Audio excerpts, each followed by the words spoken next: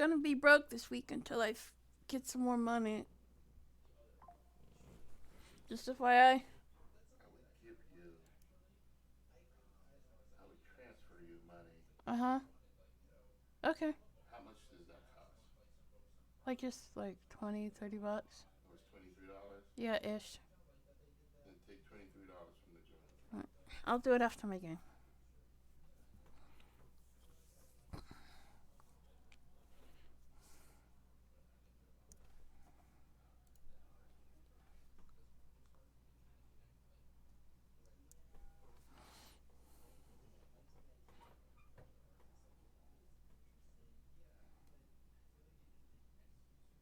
Notice how she's been scratching less and less? I had not, but Oh. yes. I know she's been like uber clingy lately, though. You didn't see what she was Yeah. doing a few minutes ago. Yeah. They gave me a medicine called NexGard that's supposed to help kill fleas and eggs and stuff that are on her. And I've noticed she hasn't been scratching since I gave it to her. It lasts 30 days. So I'm thinking maybe they could give me a couple for her and Winston.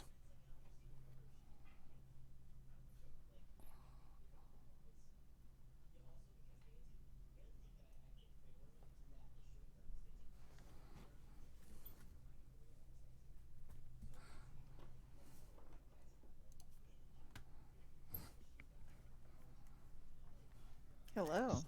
I'm Hello. hating this fucking Halloween Hi. song they got calls. Hmm? I Huh? don't. Do you have your ringers on for Discord? Yeah, it's just the regular ringer for me. Nah, they changed it to Halloween music. Oh, well, I haven't updated, so that might be why. I haven't updated either. Te voy a Well, then apoyar por el culo. They're just targeting me What'd you say, specifically. Mel? It's fine. What'd you say, Mel?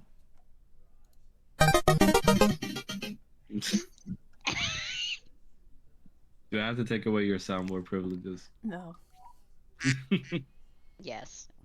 That wasn't me that time. I'm sorry, but this is still one of my favorites. Just it's so stupid. Yeah. In one of them, we just have like the FBI open up Yeah. and like Not so shotgun fast. noises.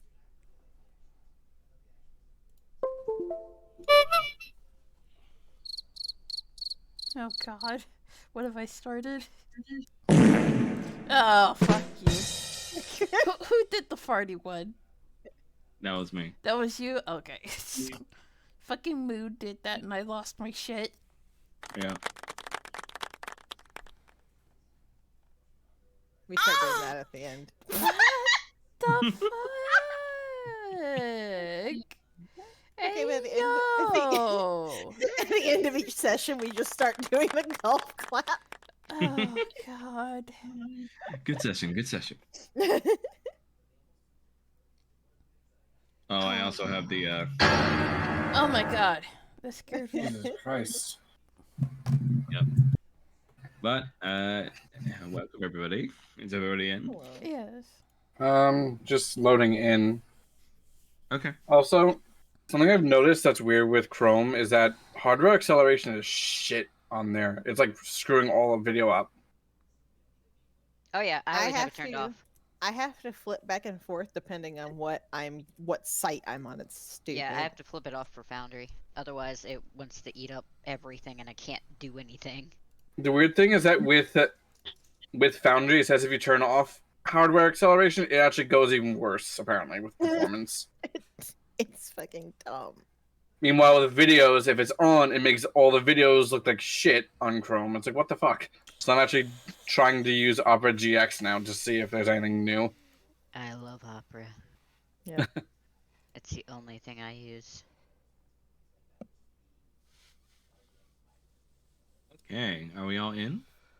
I'm just waiting for Foundry to load in. Okay. Whew. I'm so shiny. Shiny. Someone's been watching Moana. No, just a song. Your granny lied.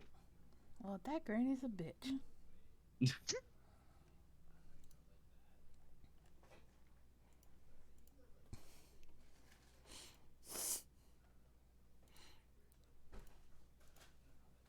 Alright, just let me know when you're in, Blaze.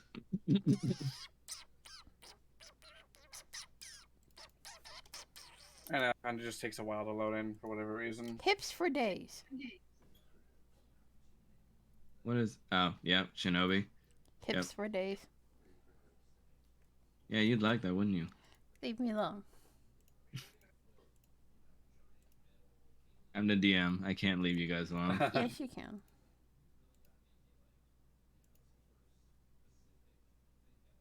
No, I don't think he can. I forget what this one was. Is this Agni?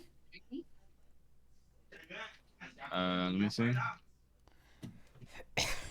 Yes, that is Agni, the upgraded version of him. Okay. God, he looks so edgy. What is this from? Dragalia Lost. Oh. Rip. I think Yep. my favorite one is let's see. I think one of my favorites is Gilgamesh. Which one was he again? Gilgamesh is he's- from Ancient Time. Which one was Gilgamesh, Mel? It is this one.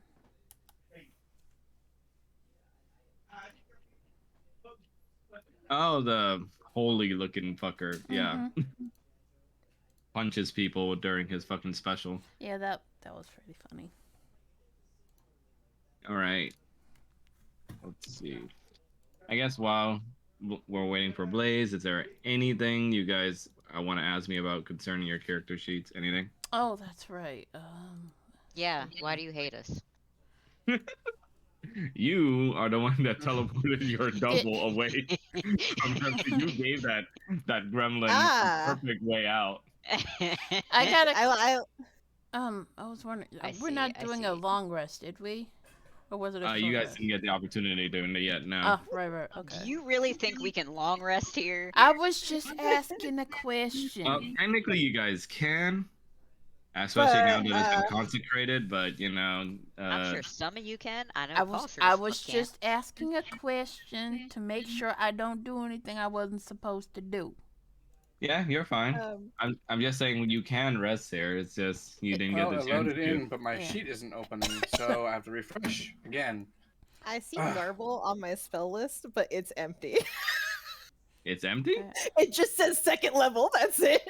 Which one Okay, was hold this on. again? Let me- What the fuck? Let me fix that. I don't remember this guy. He was the Asian one. You probably didn't pull for him when he was out. Ah. I forgot his name too, but it was something extremely Asian. That's all I remember. Extremely Asian. Extremely Asian. See, I'm in a different sort of hell than Mel right now. There is Oh, I see what happened. Okay, there's so so much point of the this copy guy. paste text for this thing is in a weird format, so it's not letting me paste it. So I gotta put it in manually. So give me a sec. Gotcha. There's so much point of this one. Of course. Oh, I'm hearing somebody Who echo. is echoing? That's not me. Shouldn't be me. My microphone, my headphones are in. I do not That know what's going on. Can't be us. Yeah, he's a beastie motherfucker. What is this? This, if you'd believe it, Guy Online, it still exists. What is Ah, it? yeah, we've been. Wait, have fucking you not seen playing Guy this. Online before? Oh, that. Oh, right. I played it Yeah. like for like a week and I got bored of it. Yep, it's still alive. I've been Blaze, I playing think the since echo is coming from your side. 2003. Because it can't be because my headphones are in. That your mic is gearing I up. think there's feedback going on. Yeah, oh, Yeah, it's you. What the actual fuck is going on? My headphones are out. Wait, do you happen to have the stream open? Fucking piece of shit. Do you have the stream open? I'll take that as a no. I suppose he's figuring it out. Which one was this one? Since we're waiting. That one came later too. I Oh, think that's the. I think that's the upgraded form of Chistonius. I Oh. think was his name. Kind of reminds me Like- of Bahamut. I know, yeah, but I there's like an the color actual scheme on Bahamut it. in the game. Oh, I Would did you not say, know Fair that. enough. Would you Now, say, is there Shrine? any echo? Because it shouldn't have been. It just. Sounds fine so far. Yeah. Yeah, what were you saying, Shrine? Sorry. Oh, I was saying I like the color scheme on that one. Yeah. Yeah. Chistonius was his name. I got a nostalgia kick right now while we're waiting, so I'm sorry. Well, I'm so sick of Foundry. It is so crappy at loading. Shrine is yes, playing a site from 2003, so yes, yes. And if I recall, there's also a Baphomet. yeah, there is, and there's a Bahamut Yeah. and an Ifrit. Ifrit, motherfuckers.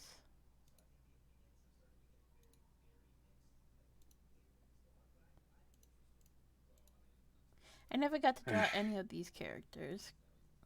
I probably should on my free time. The OG.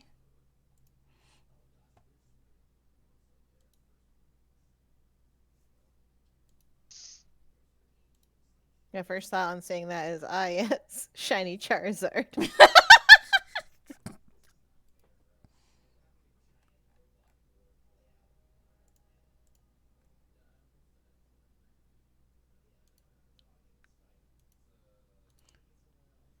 So I found a Naga that I've grown to like on a different video game that I might draw later because he looks kind of snazzy. Oh no, it didn't work. Hold on, let me change the. Have the tiniest Bahamut. Oh my god, that's so cute. And then there's, because they added basically a Pokemon type like thing on here that drops a lot of items. So, which is why, And then there's the adolescent, and here's the tyrant version. Oh, hello. You know me, don't show me any scalies. And there's but they come in different colors. Oh no, don't make me do it. Don't They make come me. they come in different colors.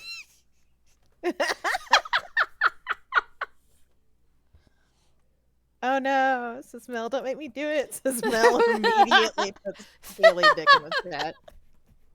I'm sorry. I don't know why Foundry's still taking so long to load. It's okay. I'm just fixing Shrine's garble spell right now. Garble? Yeah. Yep. Oh, okay. Another thing to harass to harass Kanan with. Ooh. Oh, there's a Tiamat. Hold on, wait a minute. I didn't know there was a Tiamat. If she don't got 5 heads, then it don't count.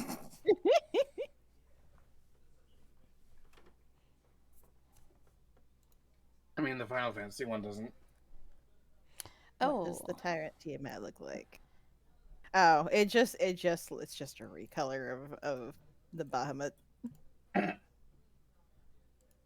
Lazy. I just realized that I am on the wrong screen.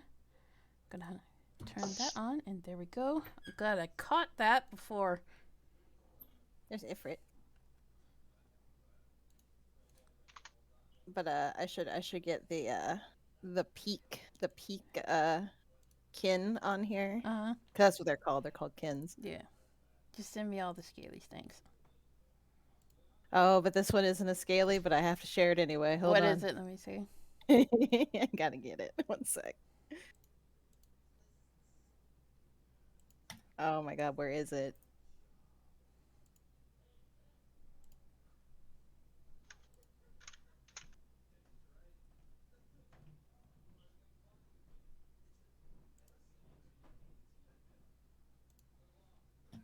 Now that I think about it, there's another one you'd probably like on here. Where is...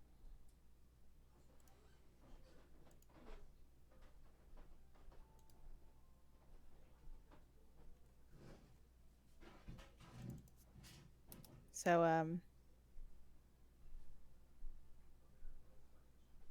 Just between the legs. Just, the fuck? that is one. What furry shit is this? I mean, Rattles has a werewolf basically. Where's you have that one that looks like a werewolf. He's got such a What? tiny Where? Speedo. He Oh, looks the like he's being lichen. pinched. I'm in like, the what the hip. fuck are you even talking about? This Then one's he's not a pretty, though. werewolf. That Shiba Inu, he's got like such a tiny Yep. it's I don't have the word for it, but it's yeah. It's a super buff Doge. Also, there's another scaly for you. Alrighty. Garble you. given. Yay! Thank you. And yes, it is showing up now.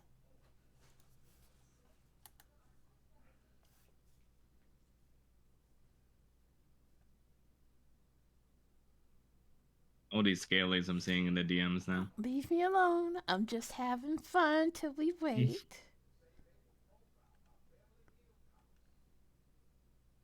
I love this one. Quote unquote not Hong. I'm sorry. You're okay. Ooh, Shrine. You know what my new favorite animal is?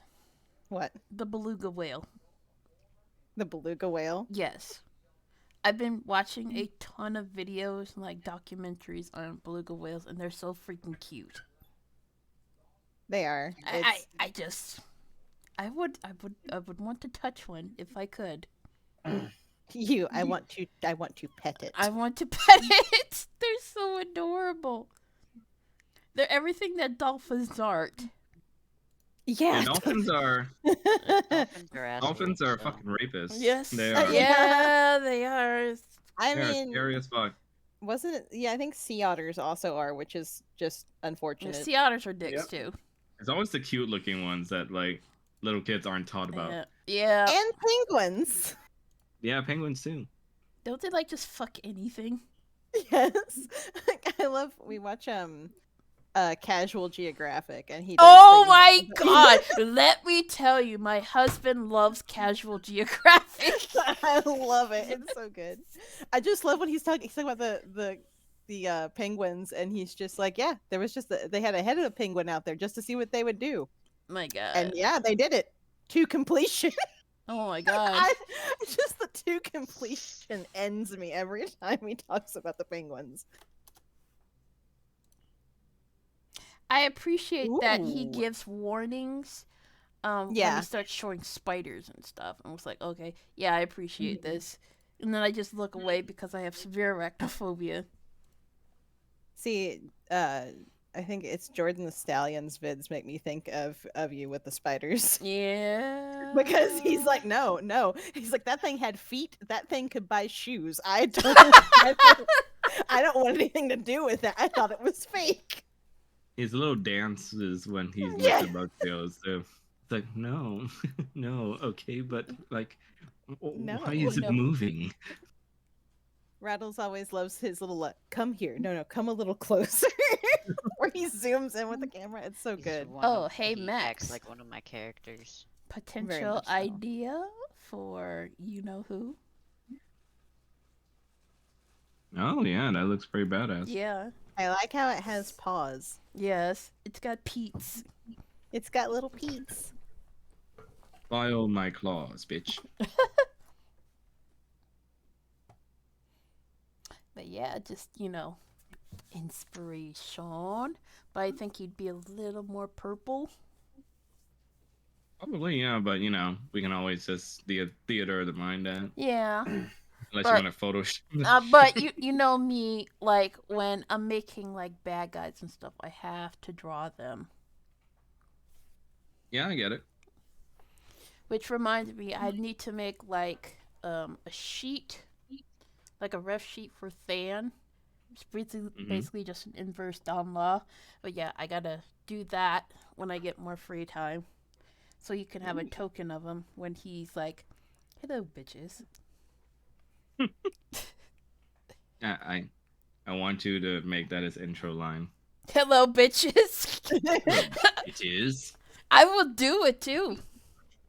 I'll do But it. make it like the most deep voice thing ever. I'm not really a deep voice, but I'll be like, "Hello, bitches." That's I love the it. best I Yes, can do. good. Perfect. 10 out of 10. I thought you were gonna go the complete opposite direction, just high voice. Hello, bitches. You've been very bad, Donlaw. Time to bend you over my knee. No. Oh. Oh my god, is this... Oh my god. It looks like that sprite is getting closer. Cerberus. So, what? That looks like a cat. Oh, yeah. That looks like a cat. Yeah, it's a Cerberus. Oh. Her. Oh. But the one above it is basically based on a Tamagotchi. Okay. Oh. I love it. Oh, Tamagotchi. I used to have those, and they used to cost an arm and a leg. Mm-hmm. I used to sell them for $30 a pop. Oh my god. Because I Rattles was see. that guy. I see. The Tamagotchi poacher. I remember like when Yeah, I was it like, wasn't poaching. It in wasn't poaching. I just had an fourth? aunt who was an auctioneer, so she would just give me boxes of cards and toys and shit. No wait. It was third grade. I had like a knock. It wasn't a knockoff. It was another brand of like Neopets thingies.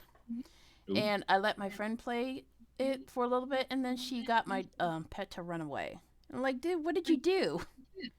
And she's like, I'm sorry. And then she gives it back to me. And I'm like, that took me like 3 days to get him to that point. Kill her. No, friends are The bitches. answer. The answer is death. Yeah, Oh, basically. Because Gaia Online does knockoffs of like literally everything. Uh-huh.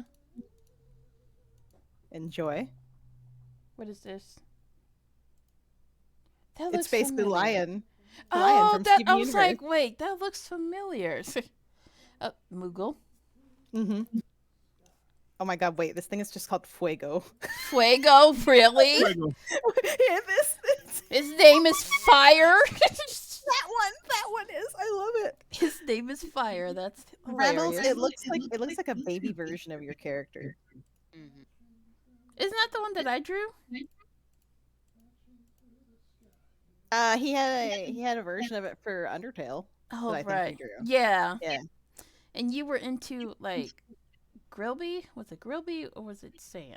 Grillby. It was Grilby. Grilby. He was Yeah. the Grilby. I was Yeah. the one that was the skeleton fucker. That's okay, child. I was skeleton fucker for a while until that fandom got a little too cray for me. Yeah. Oh my god, it's an octopus. I love it. Octopussy. All right, Blaze, are you in? Finally, yes. Okay. So, I believe we can now resume. We can Yes. resume. Zoom, zoom, zoom. My god. I remember that movie. Movie. I think that was That a was from commercial. Xenon. That was from Xenon. I thought that was always just a commercial. Yeah, that was a No. commercial. Cars. I love how the battle music starts up. Hey, Okay. hey. Let's get back into it. Last we left off, you guys were exploring the hidden passage revealed to you by Calypso that apparently runs from beneath underground all the way towards Argynvost, as you found out. And as you were exploring, you managed to defeat a large minotaur creature that was trying to kill you guys. And on the way there, you guys also went through a hall of mirrors that unfortunately kind of broke Paul mentally a little bit. And Paul's shadow manages to escape due to it being warped away from everybody. And Paul's been kind of breathing every breath in heavy fear of what it might do or where it might go afterwards. And after that, you guys found a little mining tunnel where you also acquired a little pocket of ore for Mithril. And then you restored an old broken statue of Bahamut, which allowed you to speak to Bahamut for a few minutes, as he granted the room you guys are in his blessing, therefore consecrating it as protected ground. Unfortunately, you guys also ran into Roger's sister, and after she explained to you that she was running away from Argynvosthold's direction and running into you guys, she manages to get stabbed through the stomach with a familiar looking fanned out tail before being dragged away into the mining tunnels right before Roger's eyes. And that's where we resume. Stab. I do have a question about that actually. If she was in the room and also technically under protection, how did she get stabbed by this clearly evil thing? She did get stabbed through the stomach, and the tail was about to burn off, but Yeah. eventually yanked her away, left stage left. The creature was just like, ow, ow. Exit, stay flesh. Oh my god, it burns. Yeah, it literally tanked that hit because they wanted the hostage real bad. Because, you'll find out why. To the Batmobile. Roger, your sister disappears into the darkness of the caves as you hear just rapid sounds of feet moving through the tunnels, almost as if something is moving rapidly away. Yep, Roger's running after it. And what would the rest of the group do? Almost going to run after Roger as well. Oh, by the way, have your ambient sound effects up, by the way. Just a little suggestion. Why? Why? Little suggestion. I don't like How do we? your suggestion. How do we adjust this? Well, The there music are- button, top right. Ah, there we go. Yeah, just have the ambient. No, you don't have to have it all up all the way. Just Yeah. have the volume so you can hear it. I see. Okay, so Roger and Falma just take off into the mining tunnels after his sister. What do the rest of you do? I don't want to leave Kyle behind. Kyle kind of looks at you with hurried, expectant glee, seeing another bit of adventure sparking up. And he kind of tugs on your arm, goes like, "Come on, we gotta go help them, right?" Put your cloak on and stay out of sight. I'm wearing it. He's gonna the fuck? He's gonna follow suit. I hate it when my eye conscious Right. switches like that. He's gonna fuck. No, I didn't Yeah. say. I didn't say. I said. You know what? I hate you. Okay, so Kanan goes into the tunnels, and Kyle follows suit, putting on his invisibility cloak. Irina looks behind at Paul, and just asks, like, "You coming, Paul?" I really don't want to.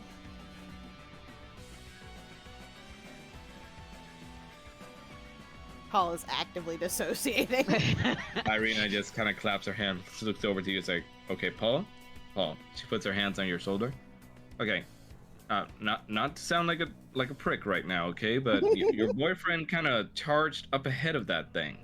He's not exactly the most sturdy of people I know. So, I mean, I know it's scary, but you know, we got to get in there, all right?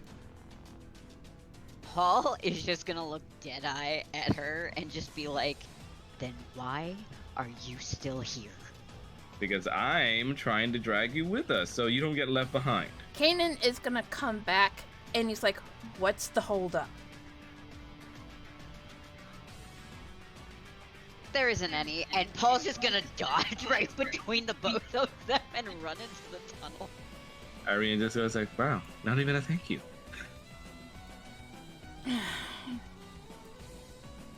Yeet. Yeet. Everybody. Okay. Move to the middle of the hallway, if you will, and pause there for a second. Yes, Daddy. No fear. Being told to move somewhere and pause by the DM. One fear. You, what's happening? What the fuck is happening right now? Okay, so you guys move through the hallways, and you see the long hallway ahead of you, now littered with droplets of blood on the ground from your sister, Roger, presumably. Oh, And you can also see just signs of a struggle, like you see slash marks across the ground, almost as if she probably pulled out her rapier and was trying to fight back against it. And as you're moving through, I'm gonna just move you ahead here, Roger. Okay. You begin to hear some low, just guttural, almost abyssal sounding growl. I'm gonna just move you up so you can hear it. Oh boy.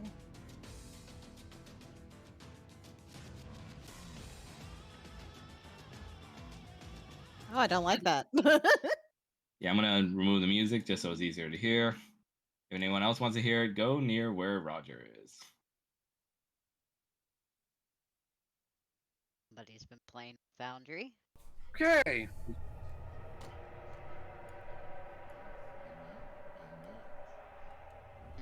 Don't like that. I don't think anybody likes that. Knowing this thing has probably gone through the hall of mirrors again. All right, now that that's done, let me turn off the music so it doesn't shred your ears open. Okay, there we go. Chew it.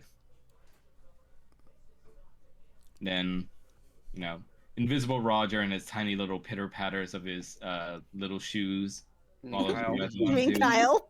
Sorry, Kyle. What the fuck? And I mean, he when is you little, guys but- arrive, you start to see plumes of darkness begin to appear from each of the intersected roads that you guys are not at. Let's see here. Up here.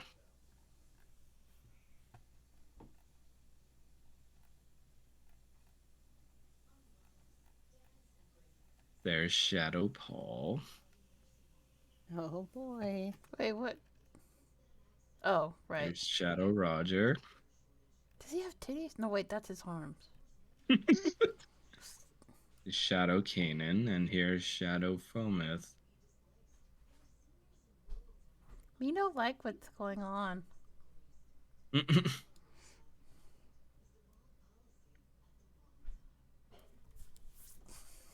After having been given express permission to fuck with your guys' art.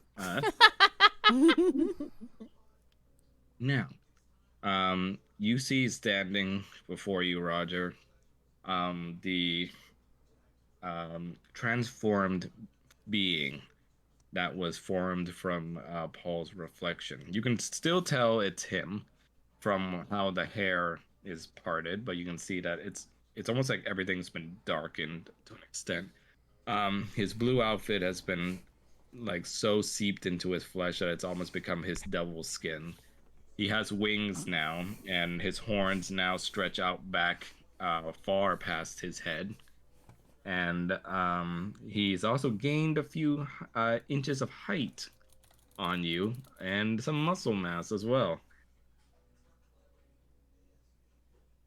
And you see behind him lies a tied up by the tail body of your sister.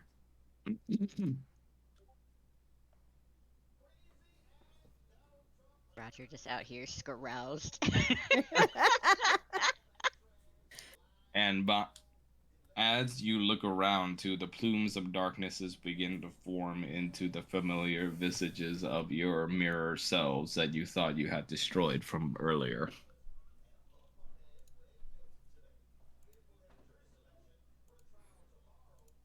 And let me put on the music.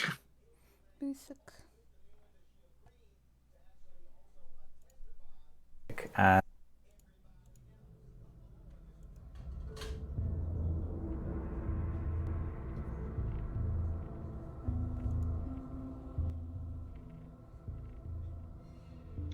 You see the shadowed being of Paul looks at you, Roger, with an extremely foreboding and disturbing grin smile. It first smiles like the Paul you knew, but eventually its smile stretches out wider and wider at each end, forming a twisted, almost like gaping maw full of gnashing teeth. As it speaks to you and says, "You're here, perfect. You're just in time for the main course."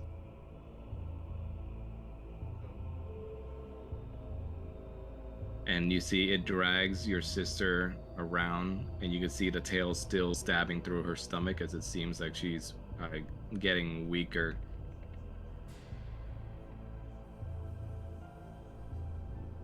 And you hear him speak again in a distorted version of Paul's voice. "I know it's not the way you like me to cook it, but I think you'll like this one the most." Gross. Roger is going to look dead at this thing and then look over at Faye. And he is going to cast Force Blade. Oh. And he's going to look at it and just be like, "Shadow demon, have it thee. Ain't no one harms that bitch but me." Oof.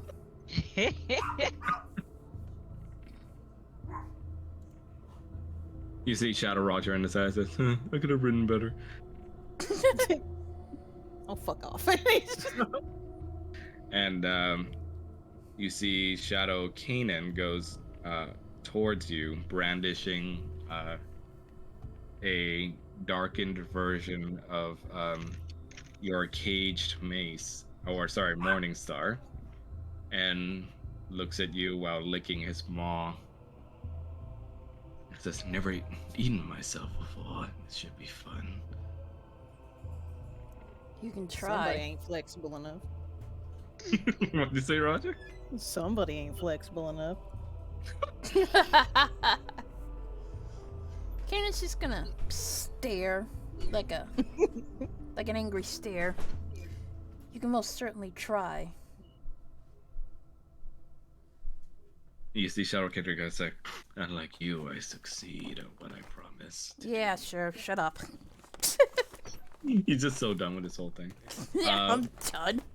Almeth, you see your shadowed self in the corner to the left of Shadow Kanan, brandishing what looks like to be a purple version of Oathbinder, and silently just kind of brandishing in your direction. And you see kind of black tears coming out of his eyes, almost using this sort of despair he's found to pit against you. And Roger, on the other end, you kind of hear a bow being drawn back as you see your shadowed self like just kind of point an arrow ready to strike at you. And you also what's Paul up to during this moment?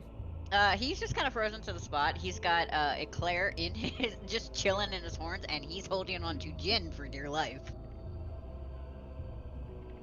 He's gonna what? Sorry. He's holding on to Jin. He is. Yeah, he's got Jin in his arms and is just kind of frozen to the spot, holding him. Both service animals. Yep. Yeah. You kind of stand frozen in fear, looking far away at this creature, kind of like a twisted mirror version of yourself. Still debating and just conflicted in your mind as to why it even looks like that when everyone else's looks almost like a perfect mirror of themselves. When yours now has not only become independent, but also transformed into some sort of more devilish looking version of yourself. Yeah, he don't like that. And you see Shadow Paul talk to you further, Rogers, as it continues to speak and say, "Isn't this what you always wanted, though? her out of the picture. I'm just doing what you wanted, babe. Alright, first of all, don't call me fucking babe. 2, absolutely not.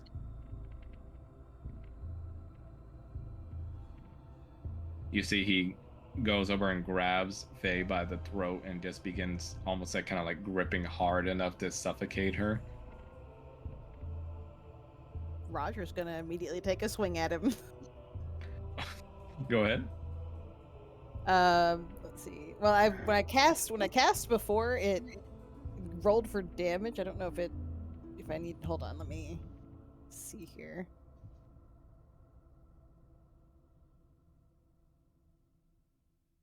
Try not to stray too far.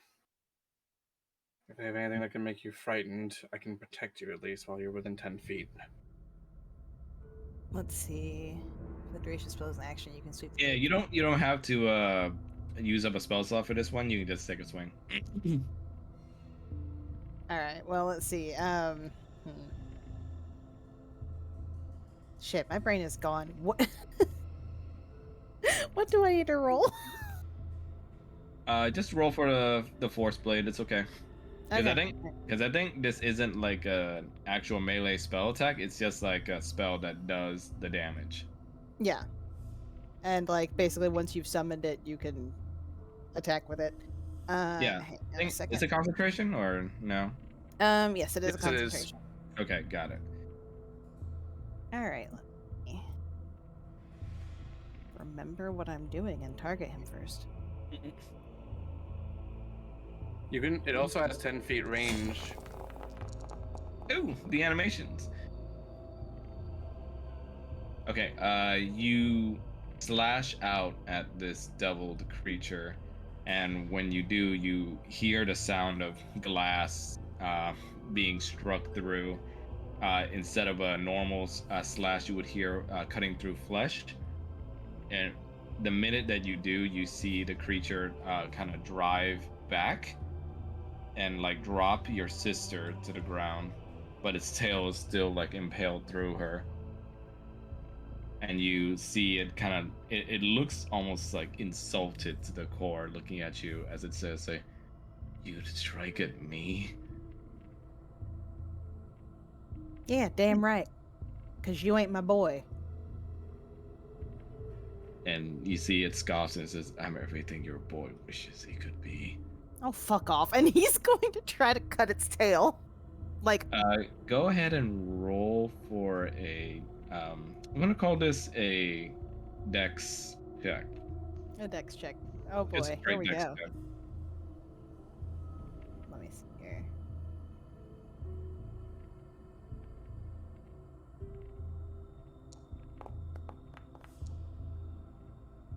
Nice. You managed to cut the tail away, and with a garbled scream, you see it flinch to the side and let go of Faye, leaving her on the ground, albeit with a tail still stabbed through her stomach. And yeah, at this point, I'm gonna say everyone roll for initiative. Let me add you all to the battle order.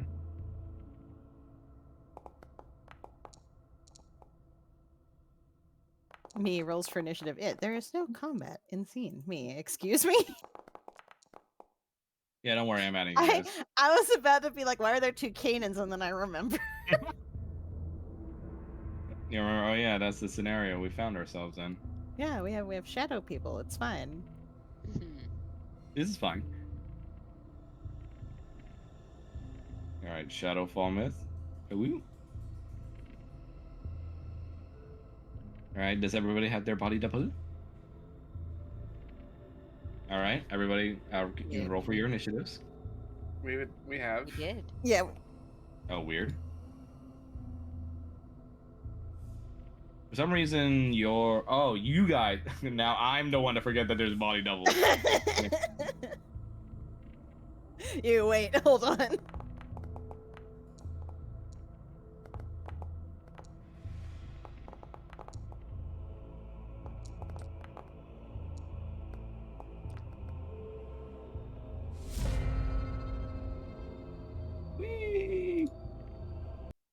New music.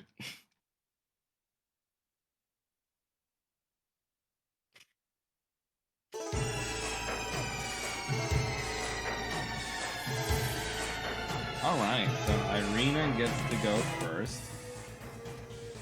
And she's gonna go ahead and run over to the side of Paul. She's gonna look over to Paul first and make sure he's okay, because she's kind of seeing you like almost hyperventilating right now as you're petting both of your animals. Yeah. And she's gonna go look at you, it's like, are you alright? Paul is just gonna very slowly shake his head. Okay. But you know these guys have to go down, right?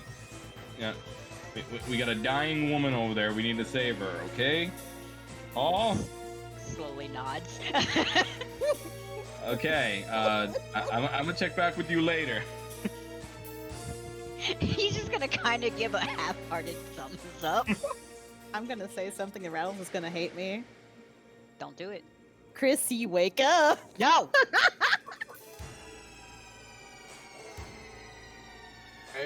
Yeah, Irina kind of runs towards you, Frolmouth, for kind of like a rundown of the combat situation right now. Just says, okay, how are we doing? Which one do you need to go for? Well, the main one that's probably the biggest threat to Faye right now is definitely the one that stabbed her for one. Try and keep the severed tail that's in her still in her, otherwise she'll start bleeding out if it's just pulled out. Okay, I'll do that then. I'll make my way to her. Assuming that your little body double situation doesn't kill me. And she's gonna try and just hide behind this pillar the best she can as she's making her way towards Faye. And that's gonna be her turn. Okay, Vomit, there you go. First thing I'm doing is I'm going to cast Crusader's Mantle. Ooh, nice. So everyone within 30 feet of this spot who isn't an enemy will deal an extra 1d4 damage for melee attacks every round for a minute. Nice. Okay, we'll just keep that AoE there as a reminder. Ooh, special effects. I like that effect a lot. That's really nice. Well, it focuses on him. It's 30 feet within himself. Yeah. That took up an action, so I can't use any sort of like attack. But he is going to move besides Roger, just as like a sort of protective movement. This way, he's still within 10 feet of Kanan, Roger, and Irina for them to benefit from aura of protection and aura of courage. You see your body double look at you, Falmouth, with its kind of black, teared up face, as it just sort of frowns further and asks, but can you really protect the little one? I can, because I'm not giving up on myself or them, unlike you. Then you are a fool. Maybe. But better a fool with hope than a wise person with nothing but despair. Ooh, nice one. Go ahead and give you some inspiration for that.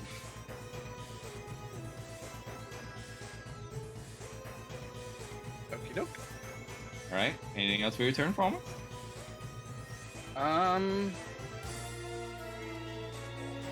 Nothing else, since I've already used my action, so I can't do anything really other than bonus actions. I don't really have anything to do yet.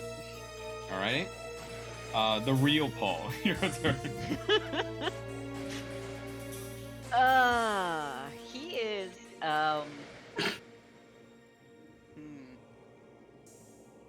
he's gonna put, can we put Jin into the fight? Sure, where? Right in front of Paul. He puffs out into the material plane and lands in front of you protectively. Now, can I go ahead and attack with him, or can I just summon him? Yeah, let me add him to the initiative turn order.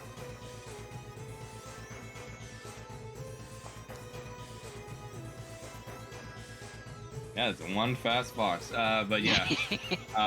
What do you want him to do? Boy. Huh? as a speedy boy. Is it going to count as an action or a bonus action? I'm gonna say here. Let me change his turn order to be after you.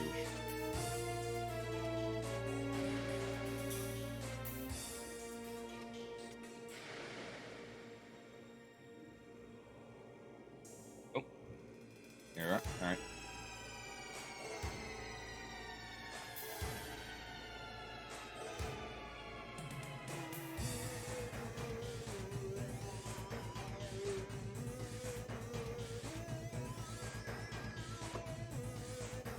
Why is it not letting me set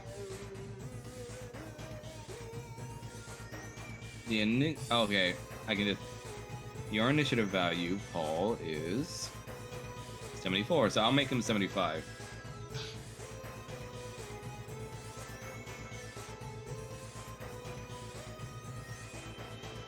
Okay, the wrong's kind of oh no, that's your health. Okay, I'll make him 10. He's 11.1. Amazing.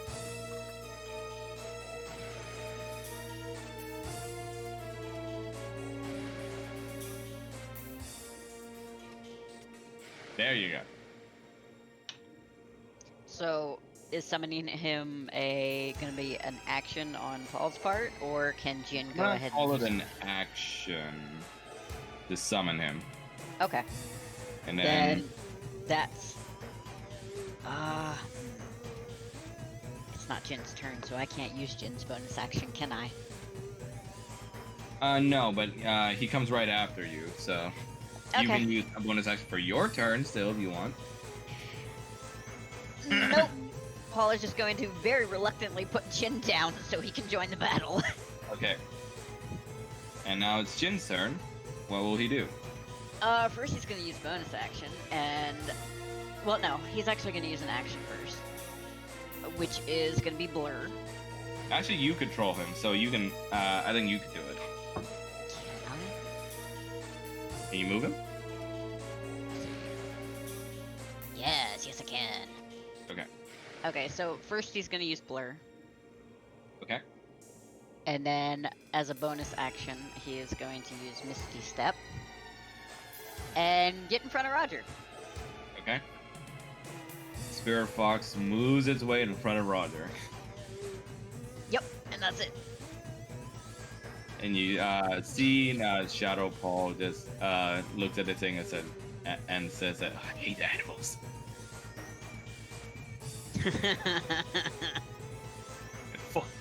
And fuck chickens.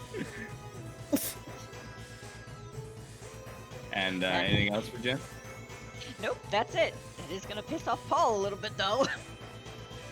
Real Roger, your turn. Okay, I want to clarify something with Force Blade. Yes. Because I did cast it at level 5, and it says that if you cast it at a 5th or 6th level spell slot, damage increases to 3d12. And it's supposed to be 3d12 like plus your spellcasting modifier. And it says here that normally you can attack up to 2 creatures within 5 feet of each other. And I'm not sure if it's yeah, I'm about to say I'm not sure if it's because it calculated as 5d12 before, and I'm like, wait, hold on. So I'm guessing we're talking 3d12 plus spellcasting modifier to just him, yeah? If I do it Yeah. that, Yeah. right? Just making sure. I was Yeah. about to say, wait a minute. You're trying to check if there's friendly fire, right? Basically. Well, I wanted to check that, and also to make sure, like, because the way it was rolling, it almost looked like it was trying to do it like 2 attacks to him, and I was like, no, wait no, a minute, no. No, So you're I'm gonna roll manually for that. Okay. So, Roger is going to move to put himself between, not target himself. Damn it! He's gonna move to put himself between Faye and this shadow creature that he refuses to acknowledge as his boyfriend, and he is going to try to make another attack with Force Blade. Okay. Let's see. So it's what 3d12 plus spell plus 5. I think. And does he still benefit from Crusader's Mantle? Yeah. All Because right. it follows hold on. along with Falmouth. All right, hang on.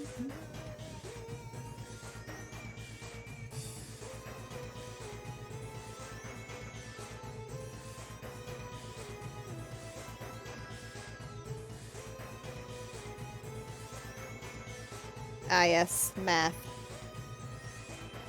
The most fun part of D&D, clearly. Right?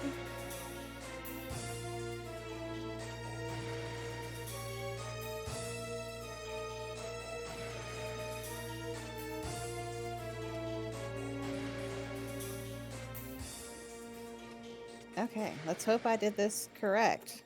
We will find out. Ooh, 25. Your blade slashes out against the shadow. You hear more glass cracking as you deal 25 damage to it.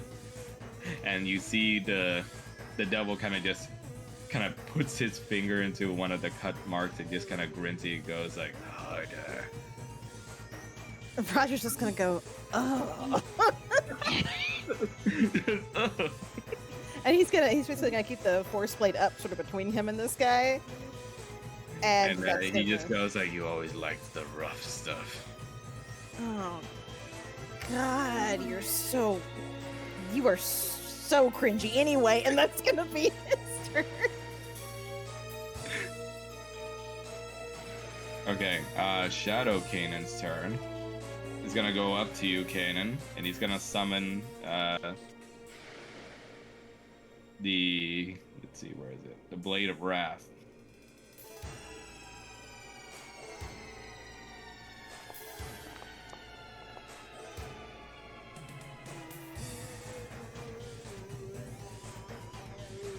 And you see him pulling out what looks like to be a dark version of the Blade of Wrath. Instead of holy radiant flames, you see it's like sort of like dark purple black flame blade.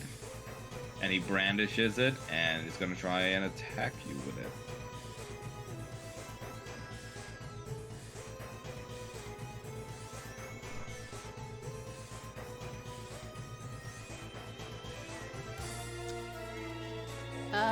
That's a miss.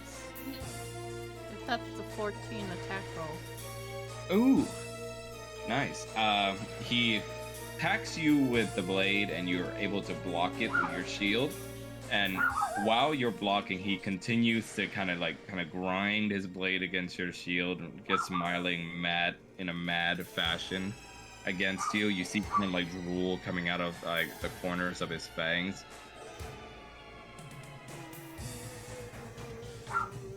And he kind of stares at you with his black sclerid eyes and he just goes like, after we're done with you, we'll go for the others you love. You should probably brush your teeth. You look a little unhygienic. and he just looks at you and goes like, I am a mirror of you. I have no idea what you're talking about. He just gives him this like toothy ass like trolling grin. And that's gonna be Shadow Kanan's turn. Shadow Paul's turn. Let's see.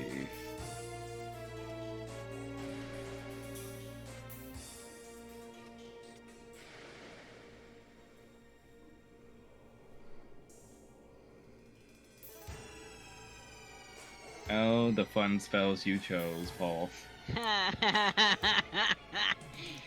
Regretting it now.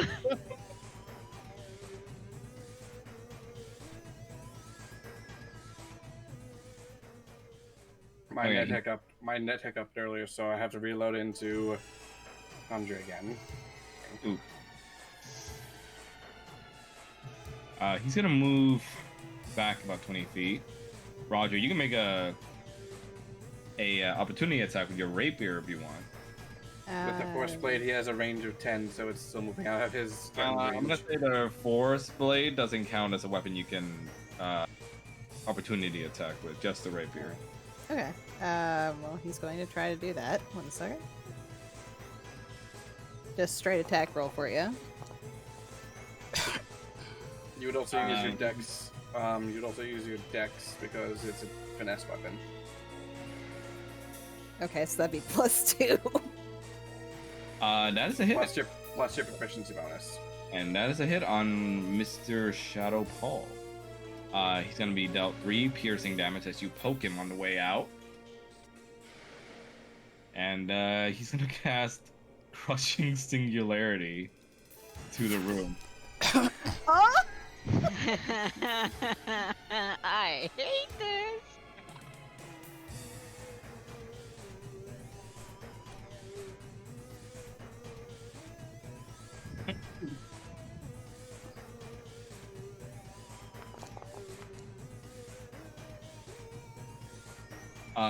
With his two clawed hands, he summons a powerful gravitational pull vortex in the middle of the room. And let's see. You guys got to make a strength saving throw since you guys were within range of it. Oh, Everyone gets man. Don't plus- suppose everyone anyone gets- can counterspell that. Yeah, Paul does yeah. have counterspell. Paul can. I think. Actually, hold on.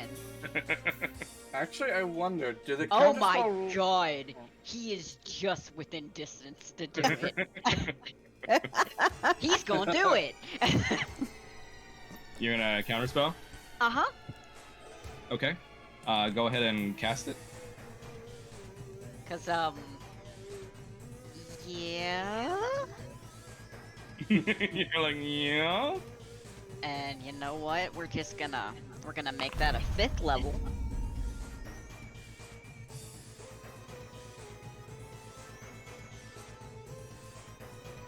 A 5th level? Damn. Sorry, Max. We Let's ain't see. fucking around. Let's see. That's a last resort move. He does not like the fact he's casting that.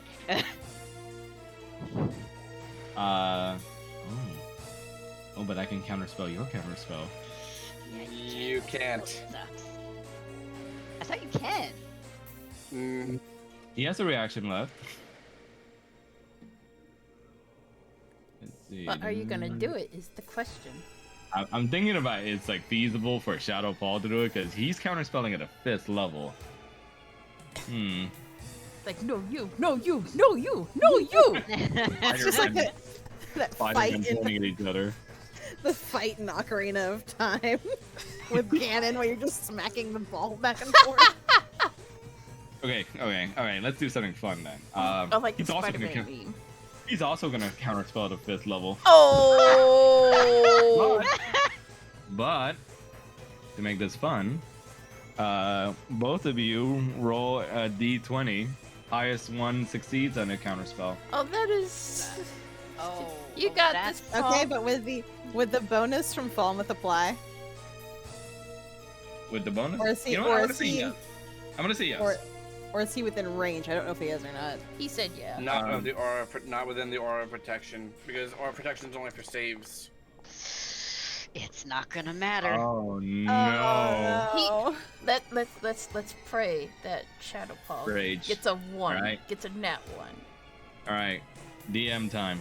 Nat 1, nat 1, nat 1, Not gonna happen. nat 1. Oh my God. oh, that's such a bitch move. You gotta that be was so shitting me! close too. You attempt to counterspell this swirling vortex that you, of all people, know is dangerous, Paul. But you're cut off just at the cusp of being able to dispel this magic from your body double, just grinning and just at the last moment counterspelling your counterspell, breaking off your interference with the spell. As you both kind of just lock eyes with each other from across the room. Paul is both angry, but at the same time, it kind of makes him freeze up again. Yeah, you just hear his voice just kind of Excuse me. just sinking into you, kind of like fangs from across the room as he goes like, just like how we always are, just short of the mark every time. Okay, kill the enemy wizard first. And that's gonna be Shadow. Oh wait, everybody does the strength saving throw. That's right. You do. Okay. People near Fallmouth do get that aura bonus. Paul, So Jane, Kanan, and Irina all get +5 to their strength save. Okay, so It's not. Roger, Lord what have the hell? mercy. Roger, you fail at this any other day of the week. Oh my gosh. Small favors. Small favors. Sorry, DM nose blowing. Wait, Paul's not in range of the singularity. He doesn't have to make the save. Yeah, Paul, you're fine. Hi. Yeah, Paul, you're fine. Everybody else except for him and Rita Faye. and Jin have to make a save though. Irina makes her strength saving throw. Oh no. Oh god. Okay. So, And Jin just makes it. yeah. Okay, so,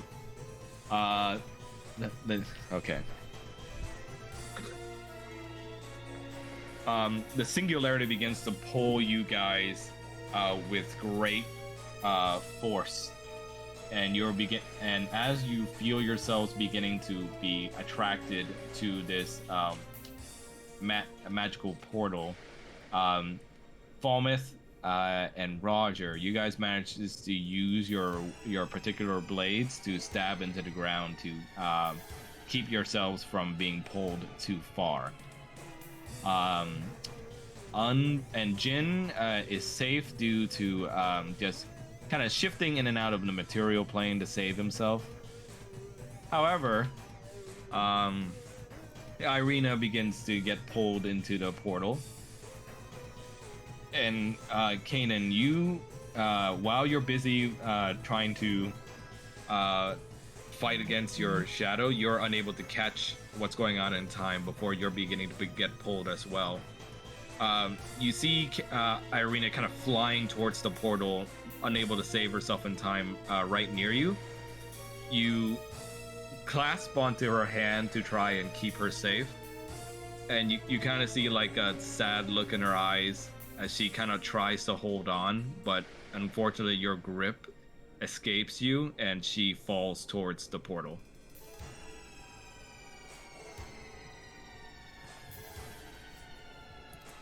And let's see, how much damage is that? Okay, so that's gonna be... It's gonna be 11 damage to her.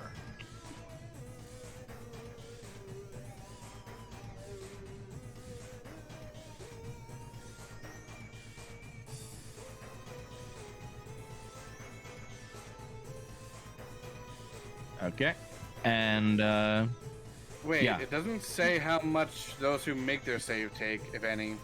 You don't take any, I don't think, if you make the save. So you guys are safe. Oh. So, and while you're within 50 feet, it's a singularity because this is a spell that like stays there. It's basically kind of like the flaming sphere. You're gonna continually have to make strength saving throws when you end your turn near this thing within 50 feet, and then you take damage if you fail, and you get dragged. It's a fucking Back black to it. hole. Yep. But that's gonna be his turn. Shadow Roger's turn. How much He's gonna damage take do I aim at his real self and start propelling.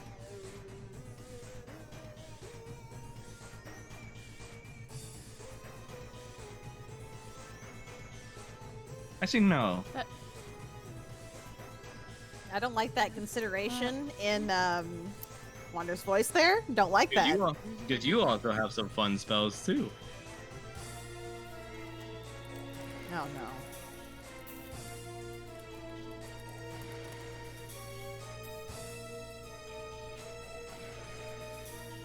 All right, thank you, Mel. I forgot.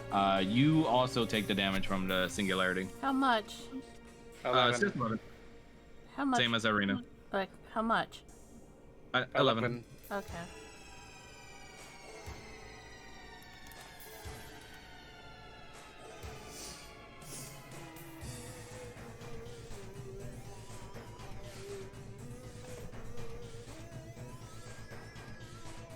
Also, is Shadow Paul still next to Roger? Because I'm still seeing the token next to him.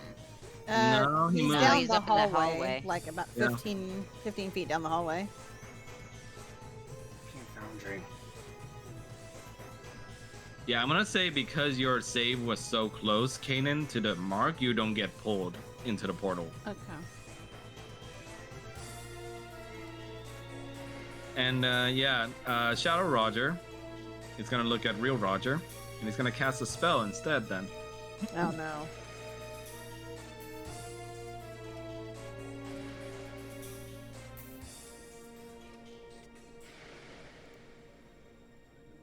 Gonna cast Phantasmal Force. Oh boy. Wait, is that a fear effect? Oh, the text. Oh god.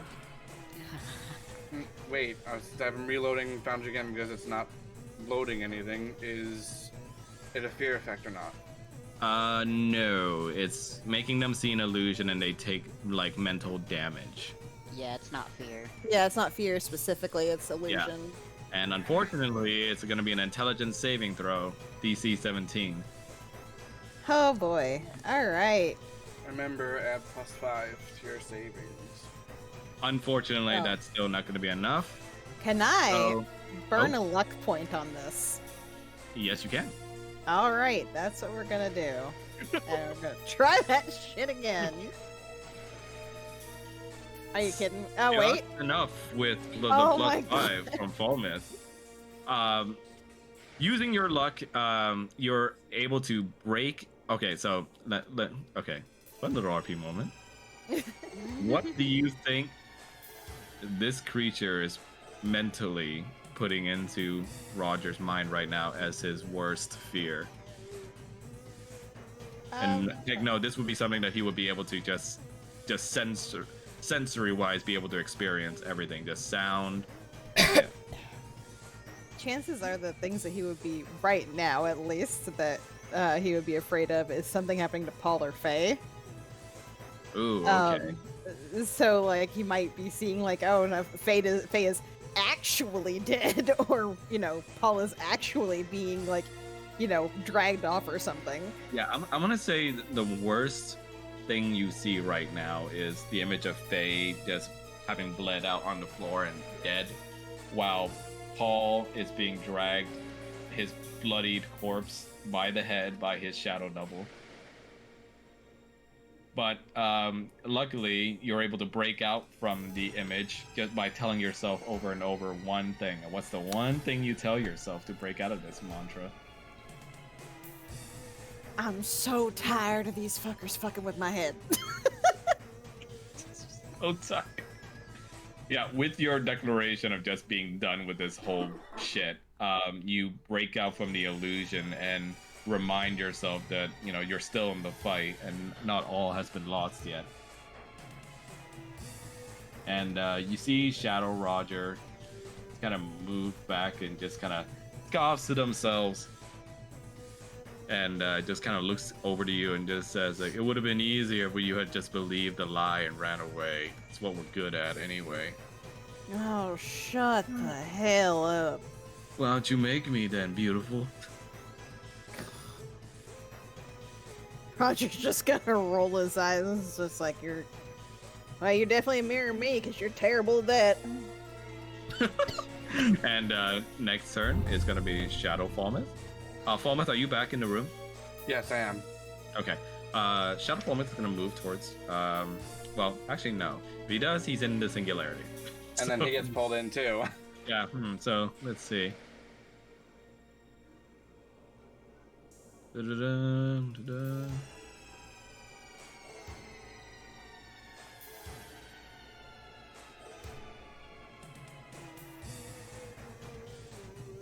He's gonna go ahead and cast Flash Freeze. I feel bad for Paul. I feel bad for Roger and Irina then. And... Yeah. And Faye.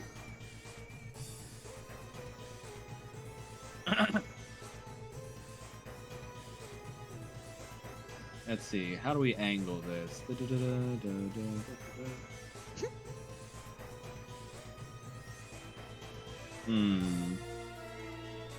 Well, we can either catch both Fallmouth and Kanan and Irina, or Fallmouth, Roger, Faye, and Irina, and Jin. And I'm gonna say, because this thing is kind of like the manifestation of trying to get you to give up and see how futile it is to try and help people, and try to make you see how useless you are doing it. It's gonna try and blast as many people as possible. So I think it's gonna try and blast you, Irina, Jin, Faye, and Roger. Is it possible for Roger to maybe put himself between Faye and this? I'm gonna say yeah. Okay. Since you're like right in front of her, I'm gonna count it as you kind of taking the brunt of the hit for her if you want. Yeah, that's what he's gonna do. Oof. Oof. Okay, so Constitution saving throws from Falmouth, Irina, Jin, and Roger. Oh no! Oh no! What is it, Constitution? Yes, it is. Yeah. Constitution. Give me the. I don't, Paul. You don't have to do it. You're not there. Yeah, you're way the fuck back there. No, but Jin does. Oh yeah, right. Jin You're does. pulling Yeah, with you're Jin. right. Right. You're right. Yeah. Thank you. I don't know if that also takes disadvantage since he's blurred. Oh, you're right. He is blurred. Let's see. Blur. Because it just says any creature has disadvantage on attack rolls against you. I don't know if It's that an would count attack roll, as. though. Yeah, it's a spell roll, so I'm gonna unfortunately say no for this. But, Roger, would you like to expend a luck point to retry? You know what? We're gonna do that. Okay.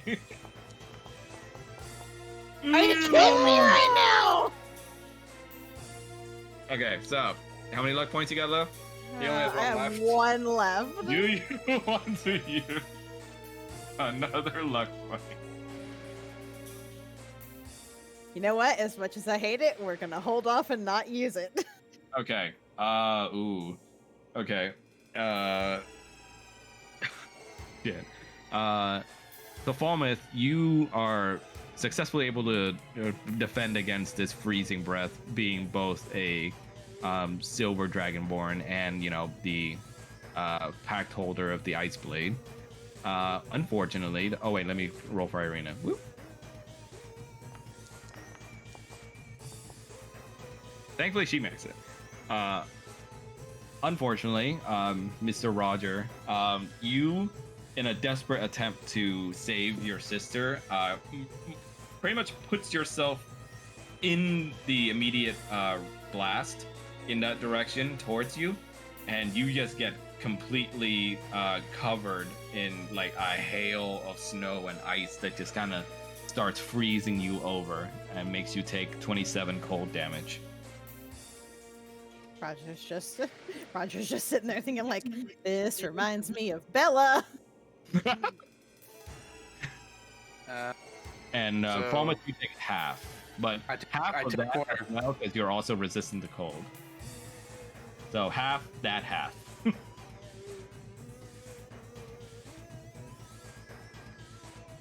Okay, done. Okay, so Roger, unfortunately, you are frozen, and you are restrained until the start of your next turn. Okay. So let me. Is there a frozen icon I can put on you? Let's see. Go get a picture of Elsa. No. Oh, I hate that thing. Wow. Okay, there is no frozen icon, so we're just gonna use petrified for now.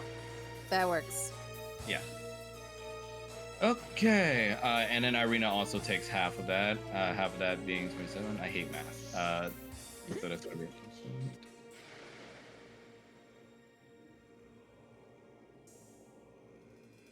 Hold on, busting out the calculator because I can't do math like this just straight out. I mean, no, mood. I had to pull up a calculator for Roger's help just now. Okay, so she's gonna take 13.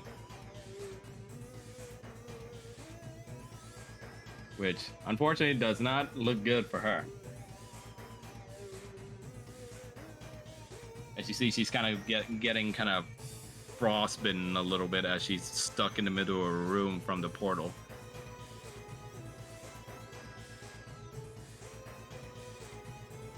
And that's gonna be. Wait, let me get rid of this thing. Yeah. Okay, and that's gonna be Shadow Fallen's turn. Real Kanan, your turn. Do I have to make like some kind of? No, only if you end your turn near the portal. Am I able to pull Irina out? You can attempt to do so. Yes. Okay. I'll have to move closer then. So. As you move away, your other self is gonna try and do an opportunity attack on you. Okay.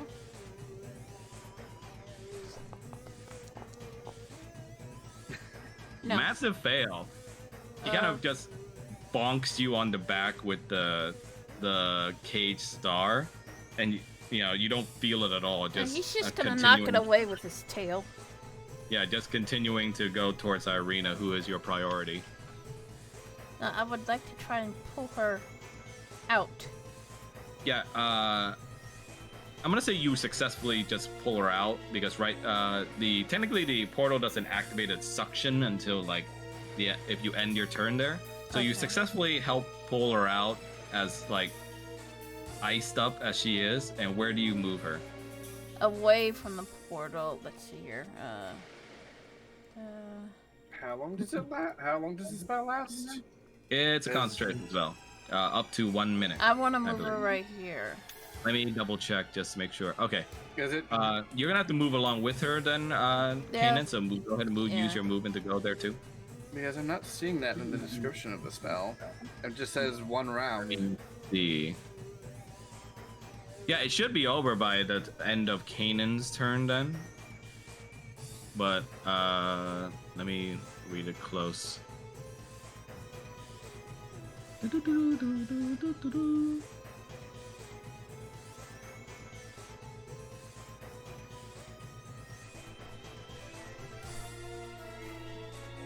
Oh yeah, it says 1 round, so technically after this, it'll be gone.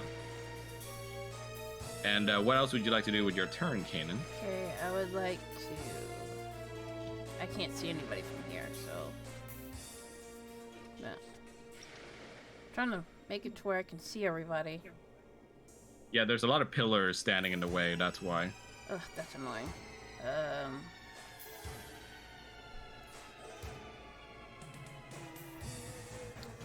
I'm gonna use Mass Healing Word. Okay. And I would like to heal, how many people can I heal? 6 creatures. So, Roger, Faye, Irina, and himself.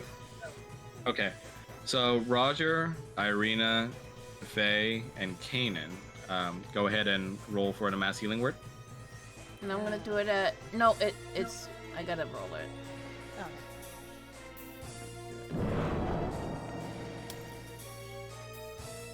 Nice.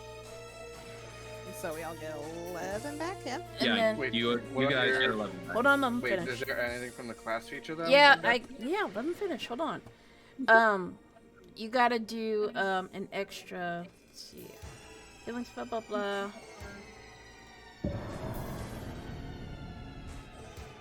And then I think that's it. You also get an increase in healing because of your life domain. Right. Life domain. No wait, that's not it.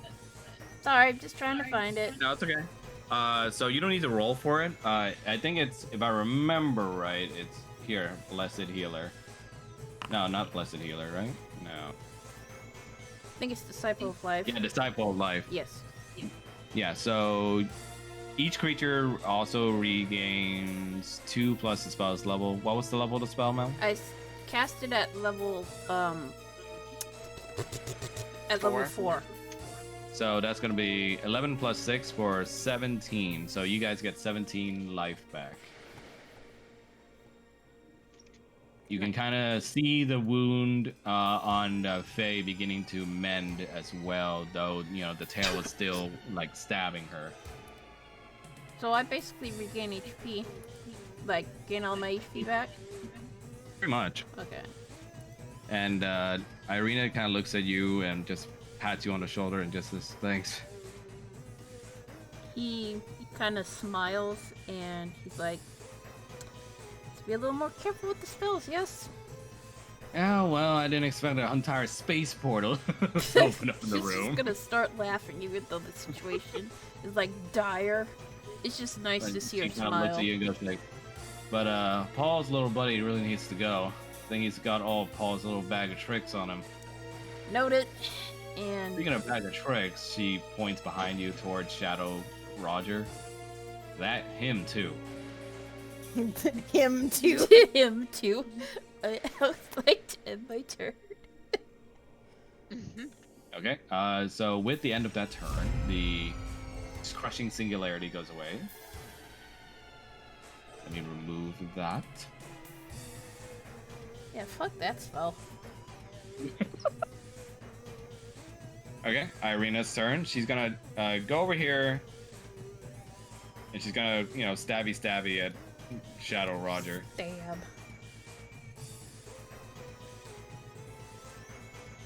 Excuse me, sorry. Thankfully, Roger has really low AC, so that's it. Oh my god. Roger, I'm my feeling a love. little called out right now. Roger, In you this really case, need it's more good, though. armor. Constitution saving throw from Shadow Roger, which I don't believe you're good at. No, he's not. Yeah, so Shadow Roger, con saving throw. 11, he fails, so he's gonna take the full brunt of that poison damage. Take that so... dookie And- stab. And Irina also deals an extra 1d4 radiant. Ooh, nice. So let me roll for that too. Crusader's Mantle. So that's gonna be 21 damage total. Nice, nice. Okay, and he becomes poisoned.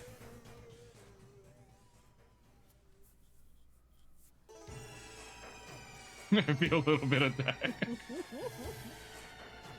When your weakness has become a good thing in this situation. Okay, he is poisoned. And he takes 21 health worth of damage.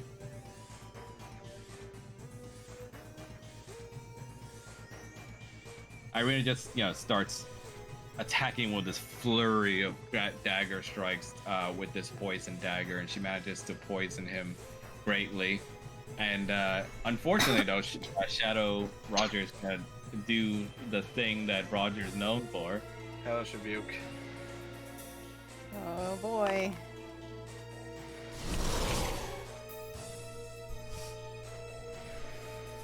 And that's gonna be Dex saving throw from Irina. She's good at this, so Prage. Unlike Roger. Yeah. Too soon.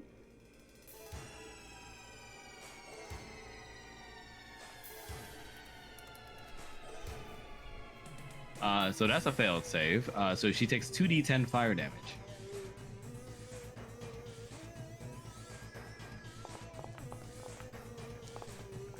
Thankfully, only 5 damage.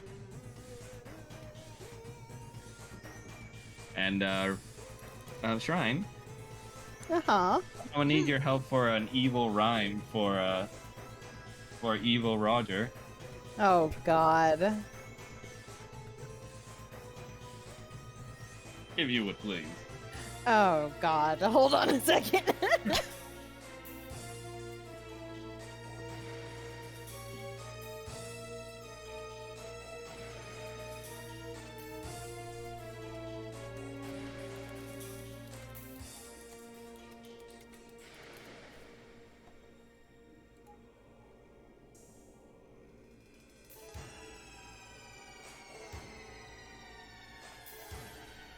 Give me a second, I'm thinking.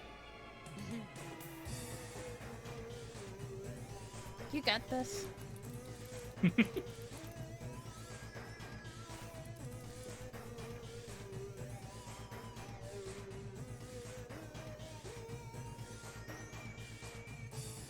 I'll just be drinking my pandan juice.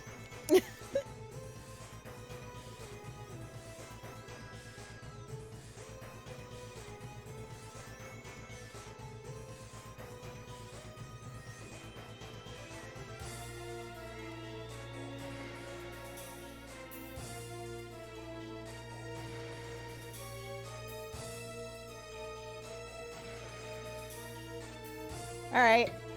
Do you want me to give you this? Yeah. All right, hang on.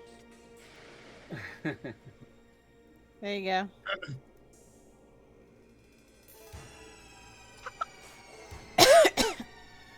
You see Shadow Roger just stricken with poison slashes, just points at Irene and goes like, "Go on, bitch, run and flee. You know better than to come at me." Oh gosh. And she's just gonna get wrapped in some flames a bit and gets dealt 5 damage. And you hear Irene just kind of just put out the flames with her hands. She just goes like, "Ugh, Roger has some better rhymes than that." And Roger's like, he's a cheap knockoff. I mean, what do you expect? yeah. Even Frozen, I'm gonna say that you're kind of looking over that direction, kind of muffling, like. "Argh." Okay, real Falmouth, your turn.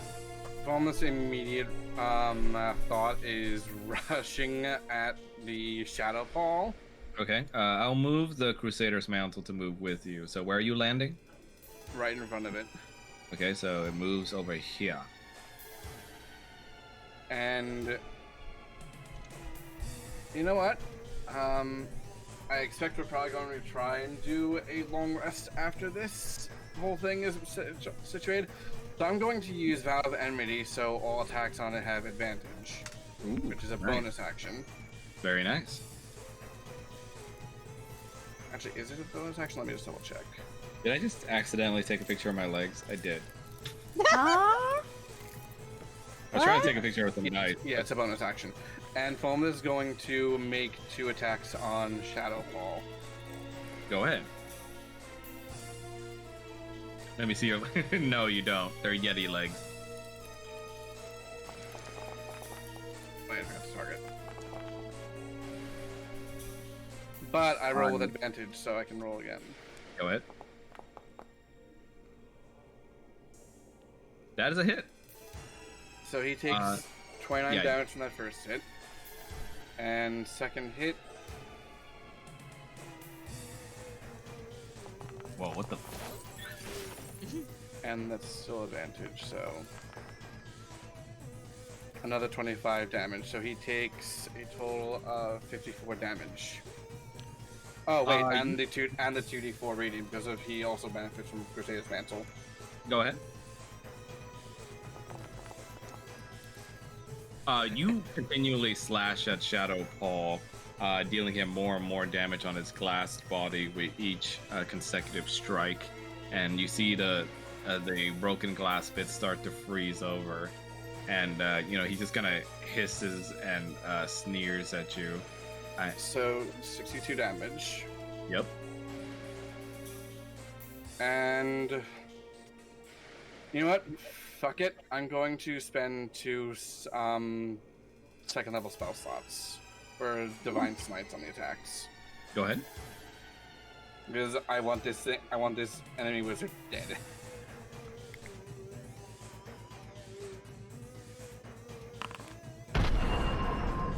And that is 3d8.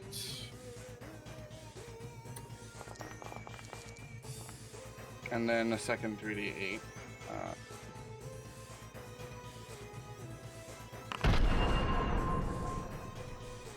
That's just so it consumes the spell slots. So an extra 20 radiant damage on top of that, so 82 damage in total.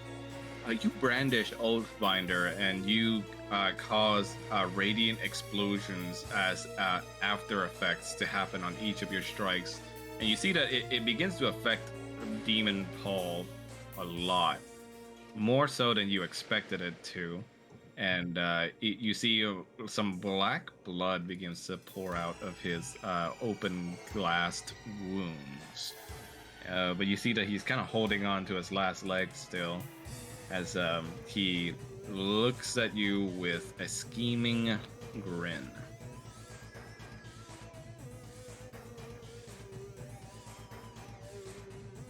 And I'll end turn there. Okay.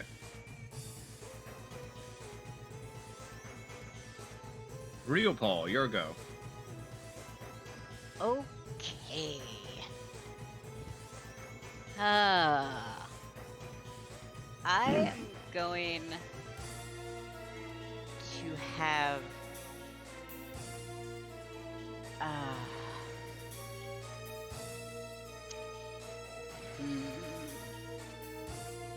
Actually, I'm going to ask you this in DMs first. Oh. Okay. You got secrets up in here.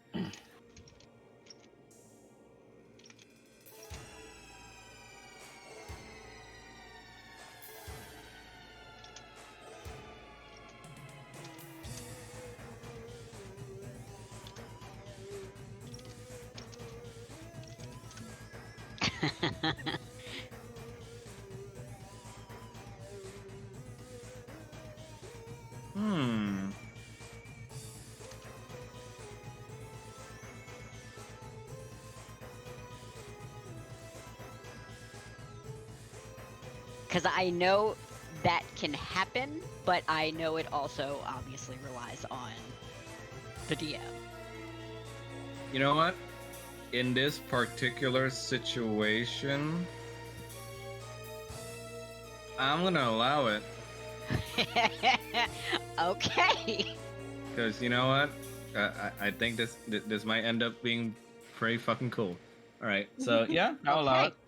All right. So Paul is gonna have Jin walk up to Demon Paul.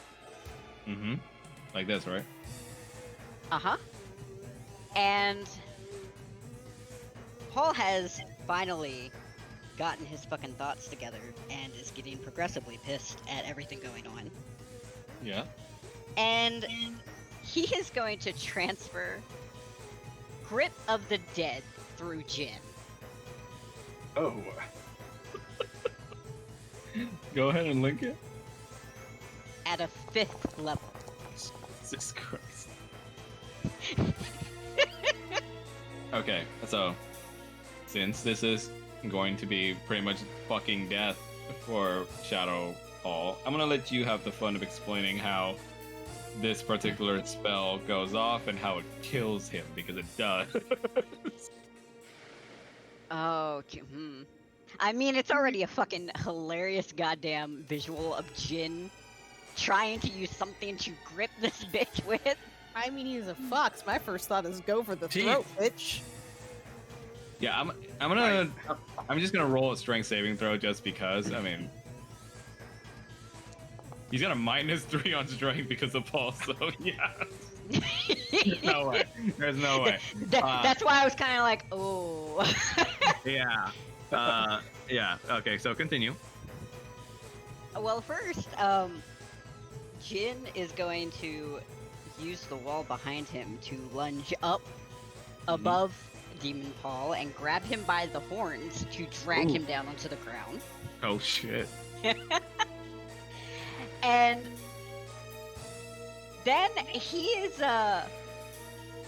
gonna look over at Falmouth and make a biting motion.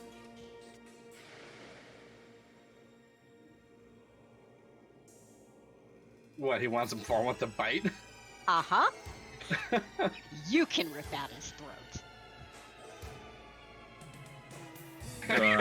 How does Falmouth feel about this? Is Falmouth gonna do it? I honestly don't know, to be honest. You hear Era. He You hear can Era. say no. It's up to you. You hear Era through your head going, it's like, oh, that would be so cool. Do it. Falmouth side and just goes along with it. You okay? Yeah. I just imagine Jin bouncing with excitement while hanging onto these horns. Falmouth just sighs and then goes along with it, like opening his draconic maw, placing it around the front of Demon Paul's neck, and then biting hard and then tearing his head back. You do this animalistic execution, and you bite into what feels like shattered glass, but your strong draconic fangs are able to go right through and rip it out, and you feel like you just ripped out like a crucial shard of a mirror as Shadow Paul begins to crumble apart again. As you hear echoing through the halls, it's so loud that you can hear it, Paul, as he goes, "This is the end. You'll see me again. My father will have it, dear." And he's Who fought?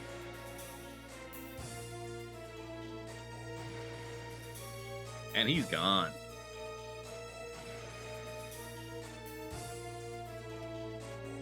After Shadow Paul dies, you just see Jin kind of like licking up his paws a little bit.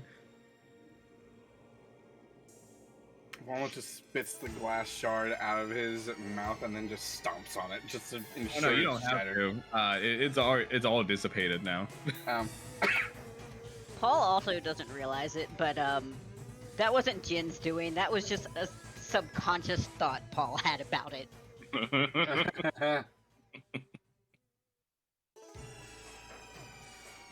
And that's his All right. turn. All right. I'm gonna consider that also Jin's turn already. So That works. yeah. Real Roger, you finally are able to break out of your icy prison.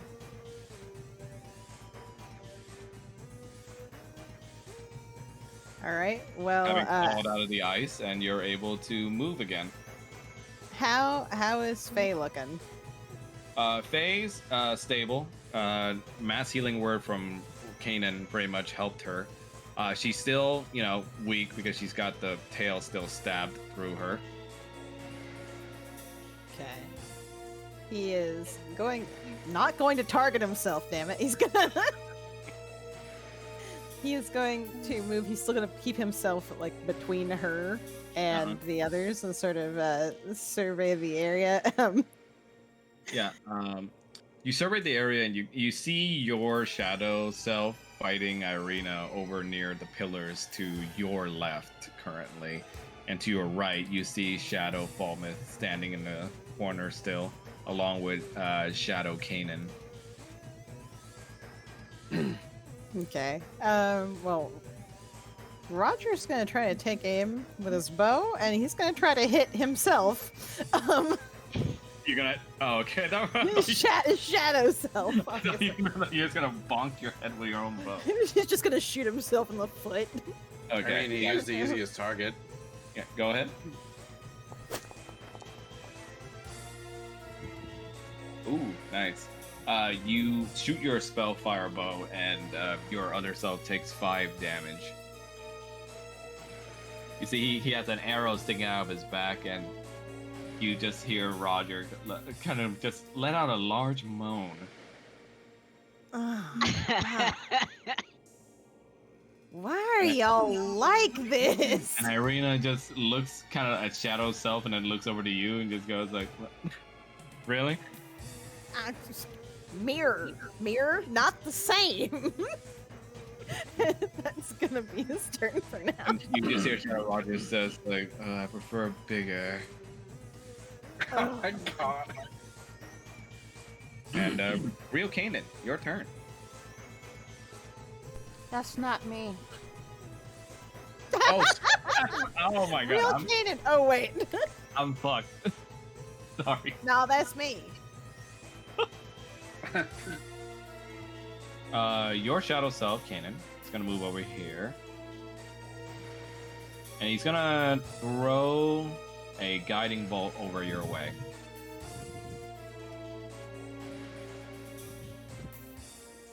You scared the crap out of me, Reynolds. And he's gonna cast it at level 3.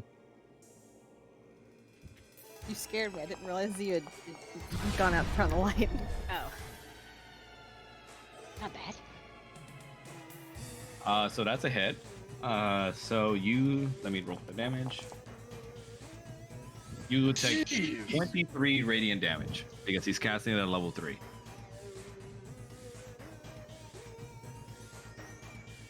Okay. You see your shadow self casts a purple tinged guiding bolt towards your direction, hitting you right on the stomach.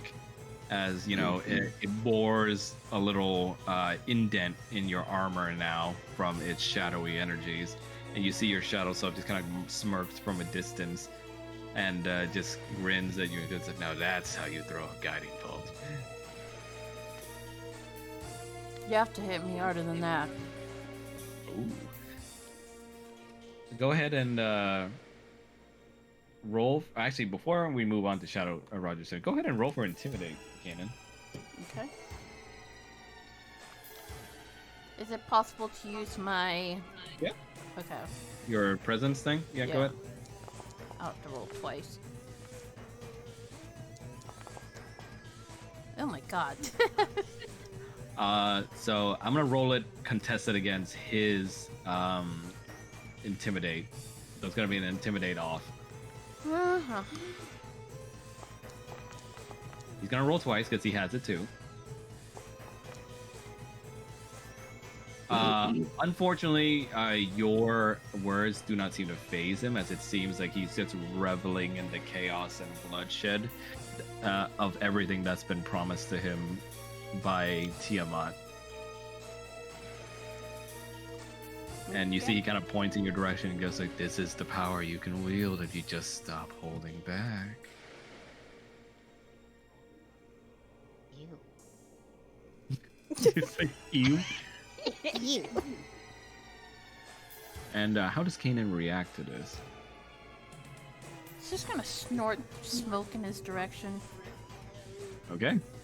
And then Shadow Rogers' turn. He's gonna go ahead and continue it to gonna move over here, and he's gonna try and lob an arrow over at Faye's direction.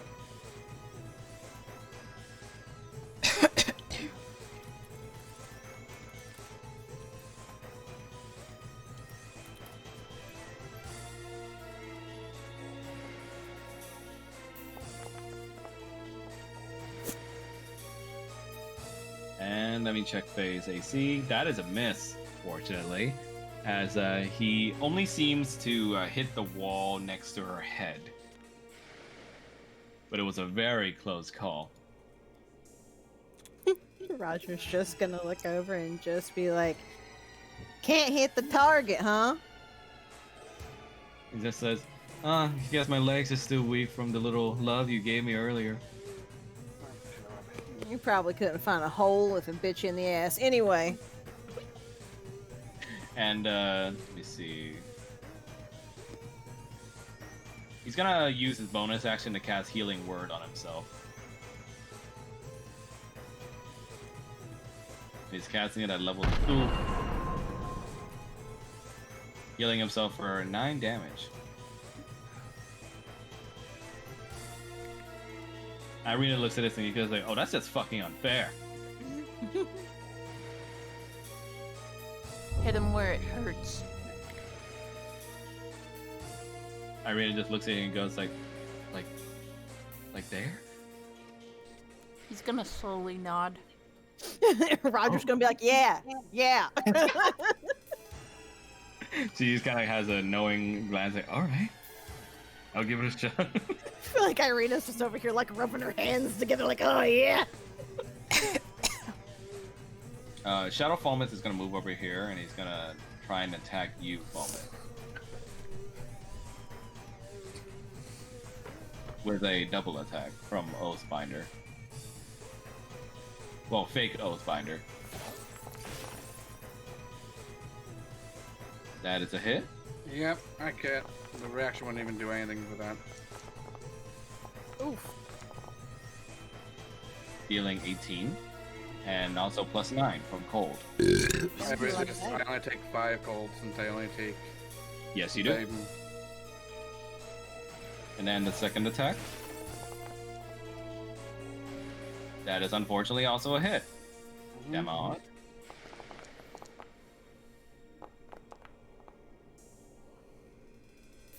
You also take half from this cold as well.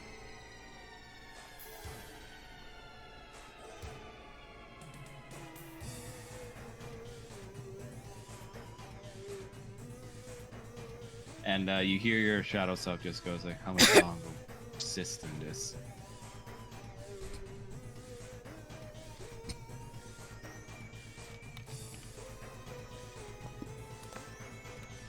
not stopping until I'm dead. So stop trying to make me get full, because you're not going to make me concede.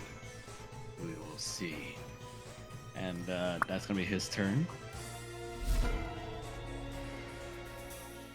Real Kanan, it is your turn. Okay. I would like to cast Sword of Fate on my shadow. Ooh, target him. Yep, give me a second. I can't target. Beep, there we go.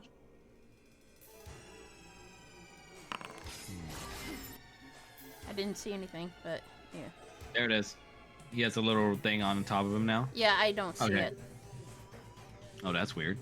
But yeah, the effect is in place. So what conditions are you gonna shout out for this spell? You cannot harm us.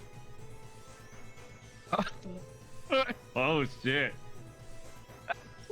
Okay.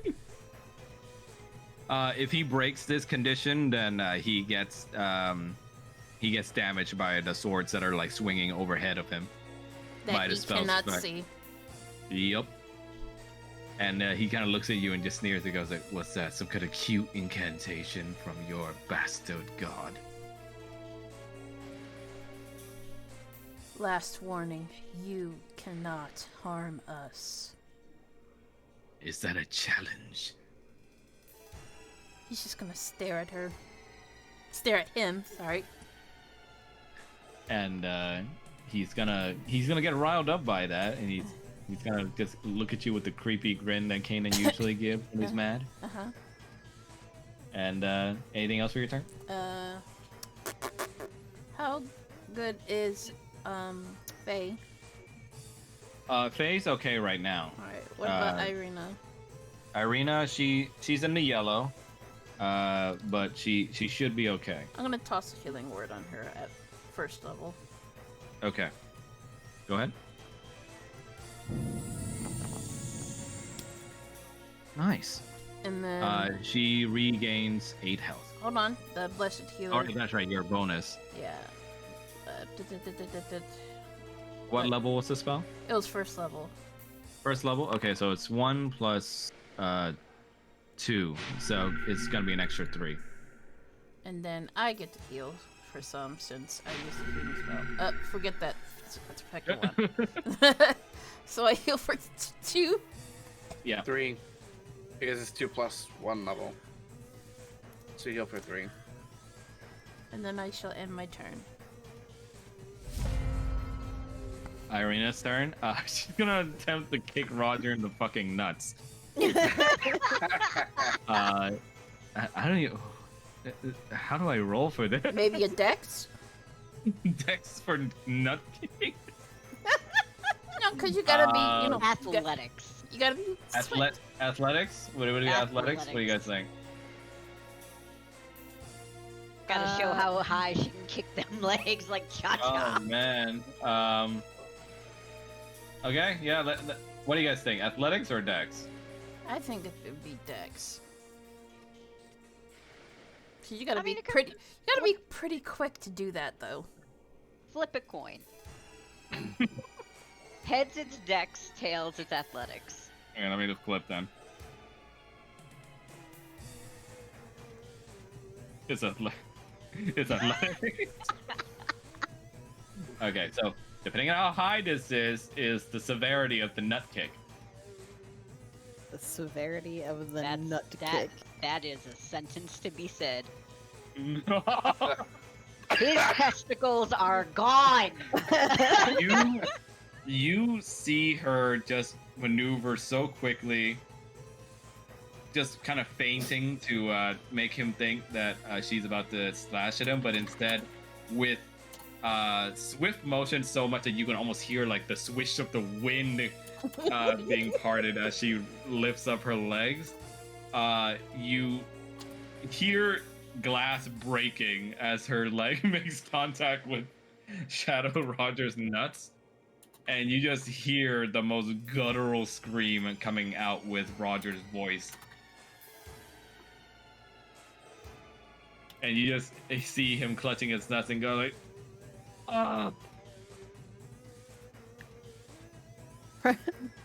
Roger's just gonna call over to Irina. Remind me never to make you mad. Sorry. And what? I'm gonna call this prone. Yeah, he's prone for sure. Yeah, it's like when the soldiers from Hunchback of Notre Dame got kicked in the nuts by that performer. Oh yeah, yeah. How He's like bent over on his knees, prone right now. Yeah. How much damage does he take from that, though? You want damage on top of this too? That shit I hurts. mean... Have you All not right, been how about kicked this? in the nuts before? Okay, we're gonna call it 2d6 bludgeoning. Like, have you not been kicked in the nuts before? I have. I know the pain, but it's like you quantify I it feel in like roll everybody form. has. What do you say, Paul? I feel like everybody has. I mean, at some even point. even as a girl, like getting hit in Uh-huh, that area yeah. hurts like Mhm. hell. Yeah, Yep. it sure does. 5 damage to Shadow Roger. Oh like Peggy. yeah. Yeah. Oh yeah. Roger's just gonna be like, I'm impressed you hit that small of a target on him. Well, I've got news about you. My brother is a size 9, but I'm not. Oh yeah. Irina looks over to you and goes like, can't lie, that was kind of satisfying. Yeah, just don't do that At to me. least it wasn't. At least it wasn't on me. Says, yeah. Oof. And real Fulmouth, your turn. I'm going to Missy Step as a bonus action over to Shadow Kanan. Go ahead. And because it's a teleportation spell, it doesn't provoke an opportunity attack. Yep, I know.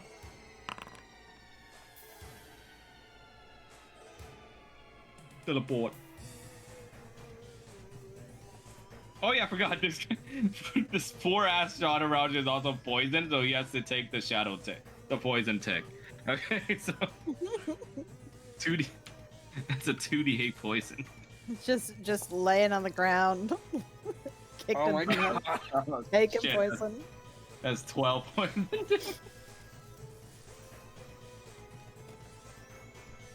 Yeah, he's like coughing up blood right now. Hey, remind me never to piss you off. Continue, Fulmouth. Falmouth is going to attack Shadow Kanan twice with Oathbinder. And I'm going to use the inspiration to make the first attack with advantage. Go ahead.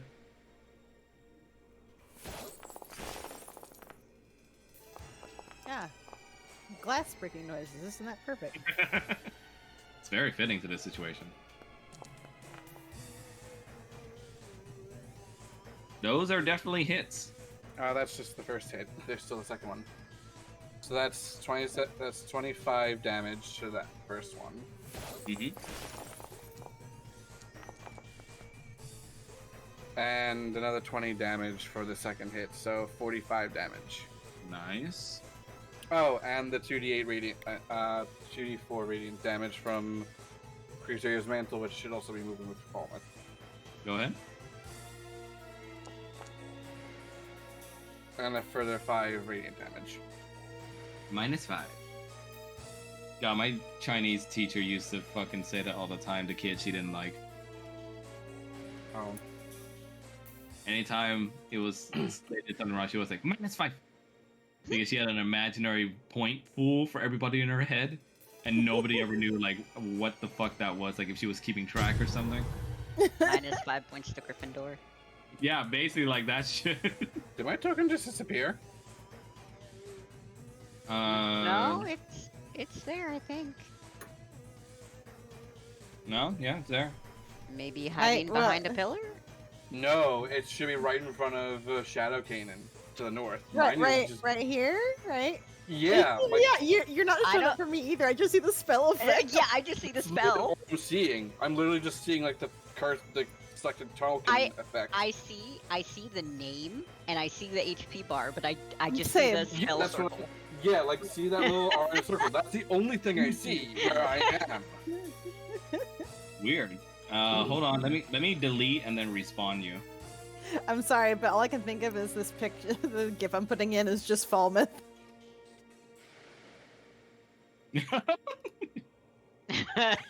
This piece. That's basically what Misty Step looks like. That's true. Okay, there you Okay, go. everything's There you everything's are. good now, but I do need to add back into the initiative tracker. Yep.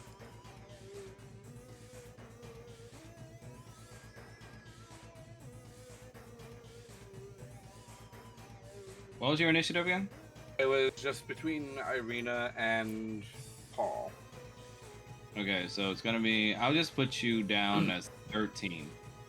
It was 15.11. There you And go. I will end turn. Okay. Okay. This is either gonna piss everybody off or it's going to work. No fear. One fear. Oh dear. The wizard saying anything like that. Can Paul sacrifice his movement speed to have everybody else move 30 feet out into their closest hallways? Why? Oh, I think I know what's going on. Okay. I'm waiting on permission first. If not, I'm gonna Okay. have to do something How else. about this? You can prepare that as an action, and then once everybody on their turn moves out of the way, you can do it. That's not gonna work. Okay. That would have been really cool, but it's not gonna work if that's gonna be the case, so that's fine. Yeah, I don't doubt that it might have been cool, but I'm just like, I don't know if I should allow you to like move everybody else, you know, in one fell swoop. I'm like, I wonder how far Paul can push this. Yeah, I mean, if you want, unless it's something that needs to be fired off immediately, like you're gonna have to wait for everybody to get clear. Yeah, that's not gonna work. See, he was gonna pull an alternative of fireball where everybody's out of the way. He aims it at the ceiling to see if he can knock the entire ceiling down. Yeah. Ah, yes. Wander's like, I'm glad I stopped that. Scatter us even more. Yeah, with all the pillars everywhere too, holding up the ceiling. Okay. Let's see. Okay, so where's the fake Fall Myth and where's the fake Kanan? Fake Falmouth is in the north hallway, and Fake Kanan is right in front of real Falmouth in the center room. Okay. And where's testicle-free fake Roger? Fake Roger is right hallway staircase. Okay. Let's see. He's gonna use magic missile, one for each of them. I was about to say I haven't seen Magic Missile yet, and I'm a little He is surprised. traumatized, okay? You'd think that make him fire off Magic Missile first. No, he's more in the case, at this point, he's more in the case of, what is the hardest hitting thing I have? Let's see. We're gonna do one missile for each. And, we're gonna do 4th level. Oh. I did not fucking target people. God damn it. It's fine. So Oh, you're why targeting fake Kanan, fake Falmouth, and then fake Roger, right? Yes. Okay. So at a 4th level, you basically have 5 darts, right? I think... Wait, Blaze, you're the expert. magic missile is it adds dart every level? Every Above. level second slot or higher, so... And casting force, that adds 3 more darts. Okay, so that's gonna be 6 total darts. Two How Hit many each of them with 2 darts. Yeah, do you want to evenly distribute it like that, or do you want to distribute Yes. the missiles another way? Okay, so each dude takes 2 darts. So first, let's do it like this. Fake King goes first, so you roll for his darts. Now. Okay, so the roll for that would be... What is it? Each dart's It's- 2d4? It's 1d4 plus 1, so it's 2d4 plus 2, since you're doing with 2 darts. 2d4 plus 2. Can I just add the 2 as that? Yeah, I should be able to. Yeah. Yeah, there we go. Nice. 5 damage on Fake Kanan. Oh, wait, no. You have another dart on Kanan to go, right? No, because it's one. Each dart does 1d4 plus 1. If it's 2 darts, it's 2d4 plus 2. A missile deals yeah, 2d4. You're probably thinking of the old magic missile. He chose Jim's magic missile. Oh yeah, no, this one does, each missile does 2d4 force 2d4, damage. Yeah, so you can roll another one for Fake Kanan. It's gluten free and hypoallergenic missiles. Oh. So another 1d4, I guess? Yeah? Yeah. Now 2d4. Oh.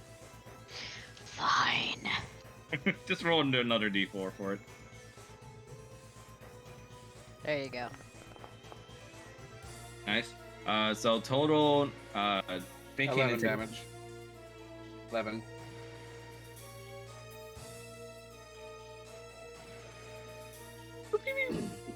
So altogether, for each one, I'm doing a roll of 64, yeah?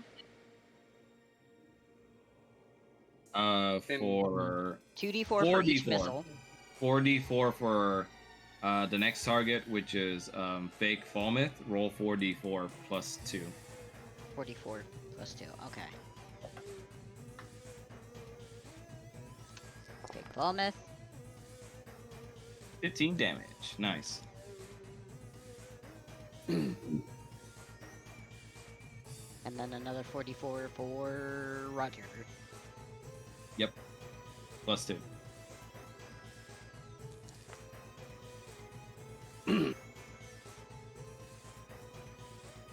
Yeah, your missiles fly out and seek out their target, flying through and weaving through each of the pillars, blocking the way.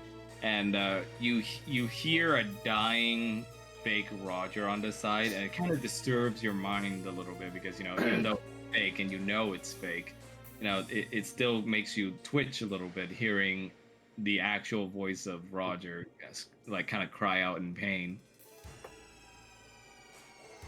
Yep, you don't like that. Just on top of everything else. And you see Fake Kanan kind of looks over to you with a glare with his black sclera eyes, Paul, and he just gnashes his teeth and just goes like, "I'm gonna rip out your neck like he should have long ago." Paul's just gonna kind of glance at him and be like, "Okay, sure.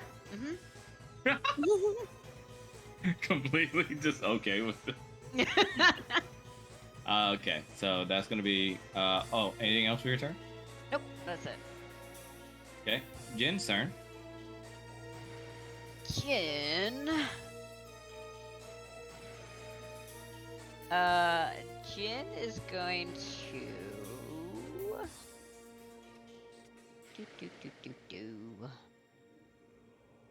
Jin is going to use his bonus action first. He's going to Misty Step over to the Fake Falmouth. Mm-hmm. Which is down. No, that's real Falmouth. That's That's real real Falmouth. Falmouth. Okay. This one is Fake Falmouth. Okay. And then he is going to Thunder Step. Ooh. And that's right, I can't do these cast spells from his stuff, I don't think. Does it let me? Oh, okay, yeah it does. Sweet.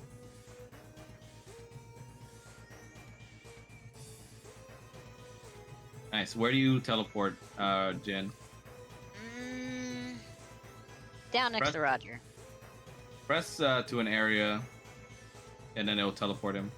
Oh, yeah. There it is. Ooh, look at that special effect. Token disappeared. Yep. I guess Yeah, that's don't just worry about it. He's chilling. It's fine. It's fine. But yes. Constitution saving throw from Falmouth. Unfortunately, he's Why very for good him? Huh? Why for him? The thunder step happens before the teleport. No, not for Jin. Right? It's for the fake fall myth that does the Yeah, no, Constitution that's what I saving mean. throw. Yeah, that's what he's saying. That's what I'm okay. saying. Unfortunately, he has my Constitution modifier, which is plus Yeah, 9. Falmouth for is him plus to 9. So... It's fine. Oh! Oh! Well, that's a nat 1. Well, yeah. Taken completely by surprise from behind by Jin, with his thundering teleport that he leaves behind a thunderous quake that completely enwraps Shadow Falmouth in its wake and completely takes him for 15 thunder damage. Nice. Almost just grins at that. And that's it. That was a perfect time for a nat 1. Yay, real rocker. Your turn. Okay. Is Faye conscious? No, she's unconscious right now. Okay. So I would guess that maybe Dimension Door wouldn't work since she needs to be a willing creature.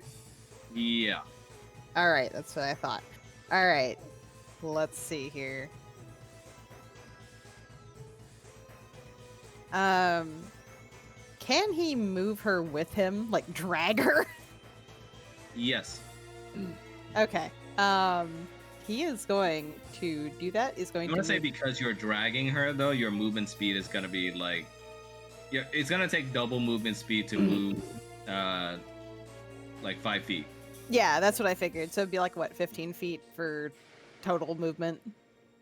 Yeah, I'll say so. Yeah. All right. So he's going to like get back here with her. Okay. And yep. And he's basically just gonna sort out. He's just sort of, readied up, like. And he's just trying to keep her alive. Caveman SpongeBob stance. Yes. All right. Anything else for your turn? No, that's gonna be it for his. Fake Kanan's turn. Completely angered by this situation, and the flippancy of his real self's comment, he's gonna make a bolt for real Kanan. Wait, and Falmouth, you can feel free to make an opportunity attack if you'd like. And I can also pursue because of Relentless Avenger. Right. And I can't.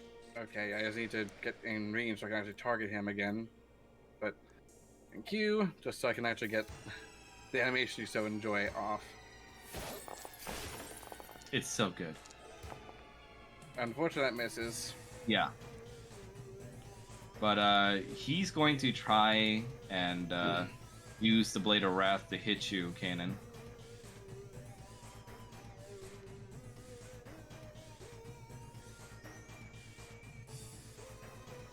He's going to try it at 4th level.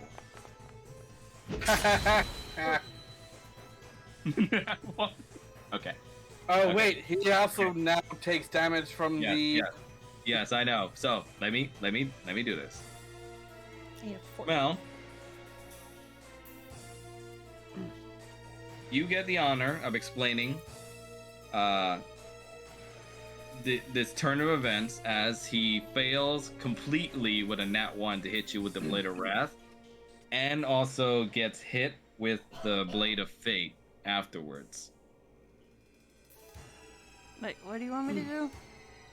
Okay, so because he broke the condition for the Blade of Fate, which is trying to harm you, he's gonna get hit with the damage from Blade of Fate, but he also tried to hit you with Blade of Wrath and failed miserably with a nat 1. Okay. So you get to explain this turn of events, how he failed to attack you, with a nat 1, and how Blade of Fate is going to kill him. And you get to perform a final hit on your shadow self afterwards. He's just gonna block the Blade of Wrath with a shield. And then he's gonna watch as more swords, illusionary swords are summoned, and they skewer him from different directions. And he's just standing there, just watching. The Blade of Fate, Sword of Fate. like he tries to go and decapitate you, but immediately before the blade even reaches your neck, the Blade of Fates all just plunge down on him and essentially fucking crucify him. Like each limb stabbed to the floor by a blade, with one of the blades extra afterwards also sticking out of his belly. Now, your enemy basically at this point has 1 HP left. What do you do? Well, you can roll for the Blade of Fate damage to inflict further flex on him. Go ahead and roll for, let me see how much it was. Okay. 10d8 slashing damage. Oh, he's dead. So you can have fun rolling all that dice.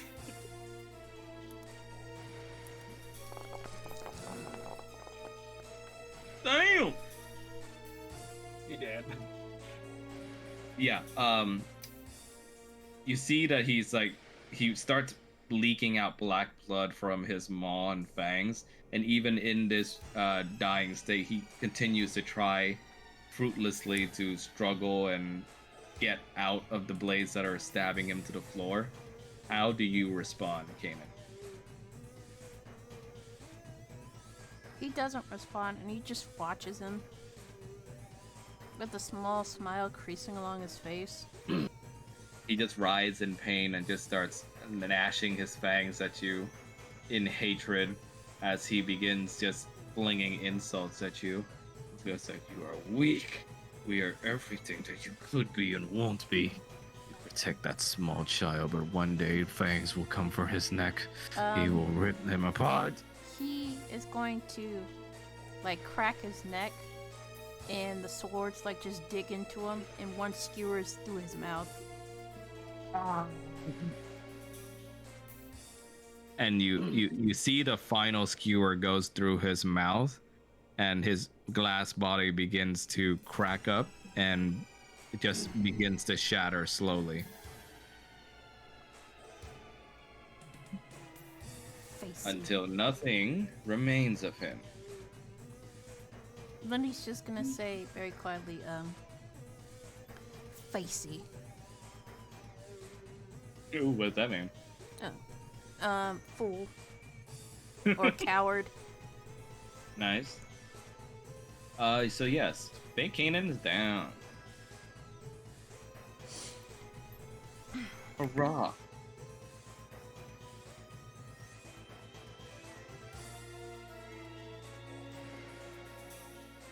Alrighty. Now let me remove that target. And Fake Roger's turn. He's gonna use all his movement to get back up from being prone.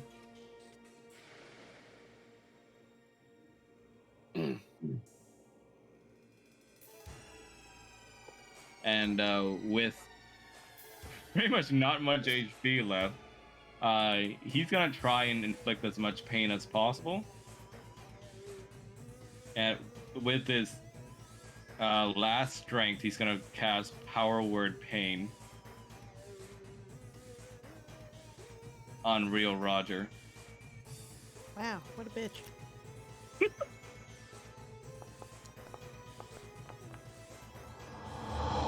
So that's gonna be a con saving throw. Oh shit. You get +5. Oh no. Unfortunately, that is not enough. He does still have a luck point left, but... Would you like to use that luck point? You know what? Sure, we will do that. Okay, go ahead and re-roll. Ah, damn. Are you kidding me right now? Damn. Unfortunately, you're unable to resist against the creature's worded spell, and you take 21 damage. Oof. And his power word pain is he just looks at you, and he just calls you family failure. Hey, Max, Yeah? were you interested in trying that hellish unison? Yeah, if you guys wanted to use it now. Uh-huh. I do. Feeling your boyfriend's pain and danger, Paul, you feel some sort of strange fire welling up in your chest. And Roger, you share in this feeling, kind of locking eyes with Paul at a distance as you can feel some kind of link drawing you towards him as your hands become coated in what seems to be like flames that are colored in Paul's color, like purplish blue. And you feel that your hellish rebuke has changed somehow. Roger's just gonna kind of sit there for a minute, like, like he's just like, there's a lot happening right now. So what would you like to do? Well, given the nature of this, he can hellish rebuke him, yeah? Yes. That's what he's gonna do. So for this hellish rebuke unity that you two have found, I'm gonna say it like this. Roll for hellish rebuke as you usually do, except this time also add in the spellcasting modifier for you and for Paul. So that means for Roger, you would use your charisma modifier, and Paul, you would use your intelligence modifier. Okay, hang on. So +3 to mine. So are we're both rolling for it, or? No, it's not a roll. You just use your. You said roll is normal. That's why. Oh yeah, that's already been rolled. Oh wait, no, that's Paul. You rolling? Yeah. You didn't say who specifically rolled. So. And that's fine. So we'll take Paul's damage for it, 14. Okay. Now, Roger and Paul, you guys add to your spellcasting modifiers to that. So Spellcasting modifier is just our plus for our specific. Yeah. So if you're a bard, yours would be your yeah. So it'd be plus your charisma. 5. Yeah. So that's gonna be 19. So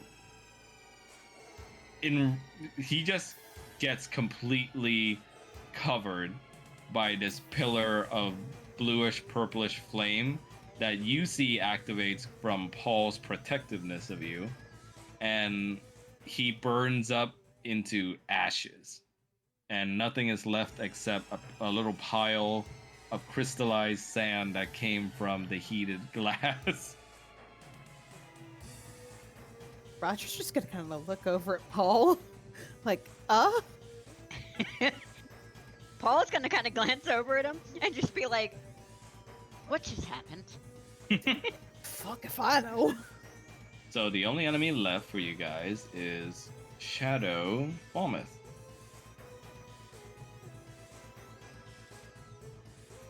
Who is now going to make his move over here.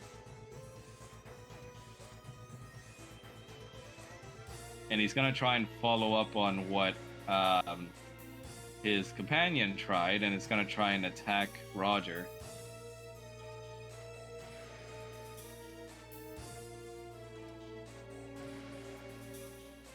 Oh, this might not end well.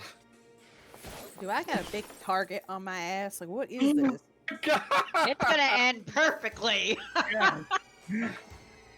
Actual fucking gas. Amazing. Damn.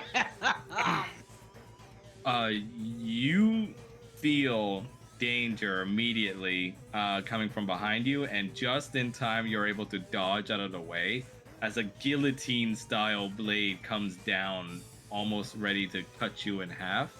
and you hear the sword slam against the ground as you dodge away from it. And I'm gonna say because that's a nat 1, you're allowed to counter against him with an attack if you want. Okay. Well, if that's the case, we are going to do Force Blade, which I didn't target him. Whoops. But Okay. So you reprise by slashing upwards at him with the Force Blade, dealing him 38 damage. Nice. And he's gonna try and gun at you again with a second attack. Yay, I'm in danger.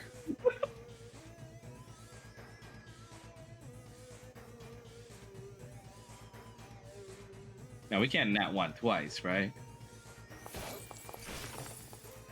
Okay, there you go. You had to say something.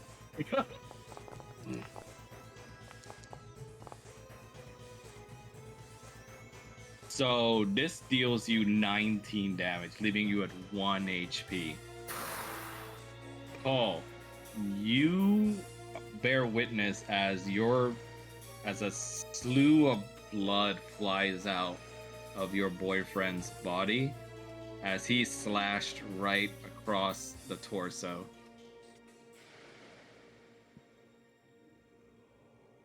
Paul can't do like an action. That's right. I'm gonna say in this, funny you mentioned that. Seeing this traumatic sight unlocks something within you. Oh boy. Your eyes go black sclera again as more of the bruises start covering over your skin. And you unlock a new ability. I'm gonna throw it in there. Hiya.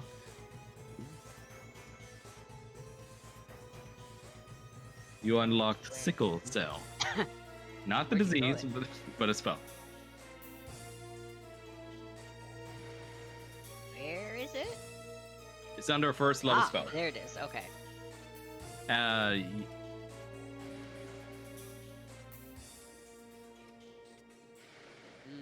But can I actually do that? Yeah, I'm gonna say in this Yes, I particular can. situation, instead of the condition being you take damage, it's Roger having taken damage, so you can manipulate his blood in this moment.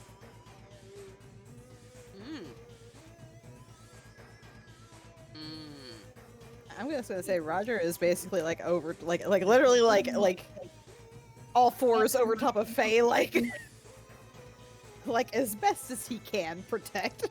Oh no. Yeah. Okay. 4th level. Ooh, nice. I'm gonna say in this situation too, you don't have to make an attack roll. I'm just gonna say it's gonna be an automatic nat 20. Okay. Because of the trauma that you're experiencing and your power is just bursting out. So go ahead and roll for the damage twice. Just hover over the damage bar and just press roll critical damage. Wait, where? The damage in the chat, I believe. Okay. Yeah. Nice. So that's gonna be for the first chakram. Go ahead and roll it again for the second chakram. Just the critical roll or the entire attack? The entire attack, but you can roll a critical roll on the second one as well. Cool.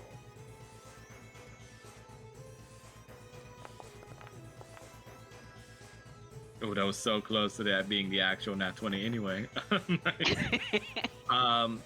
So in reprisal to seeing Roger's blood fly out, in that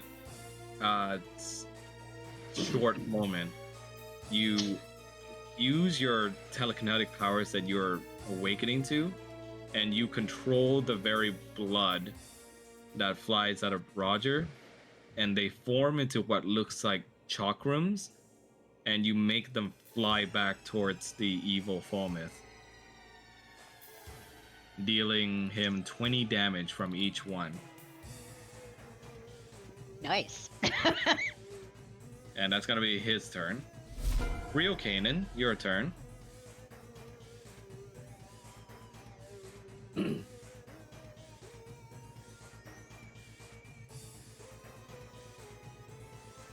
Falmouth just kind of stunned like the rest of us.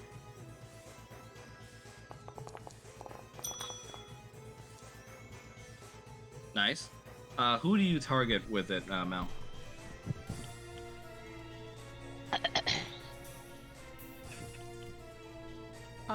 Gonna target Roger and himself, and who else is hurt? Right now, it's Falmouth, you, and Roger that are hurt. All right, then Falmouth too, and then 22 HP.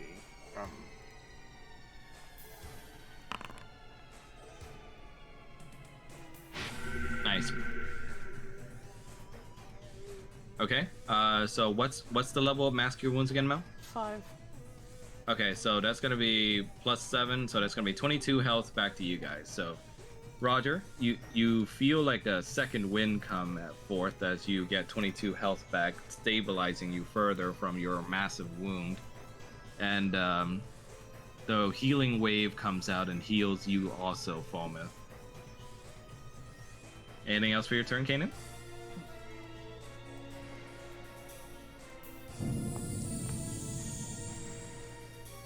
Ooh, nice. And an additional healing word from Kanan as well on you, Roger.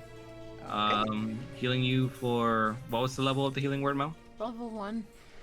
Level 1, so that's going to be 1 + 2, so that's going to be an additional 3, so you get 10 health back, Roger. Okay, so let's see here.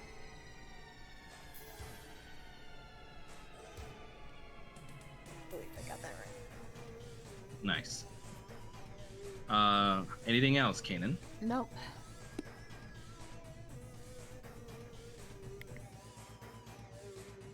Mel? I said nope. Okay. Yeah, I think your mic cut out for a second there. Irina's turn. Seeing Roger gets hurt, she's gonna react by running towards fake Falmouth, and she's gonna try and attack him with the poison dagger.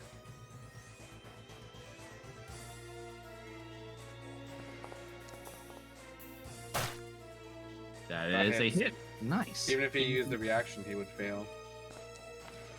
Let me roll his con saving throw. Oh dear.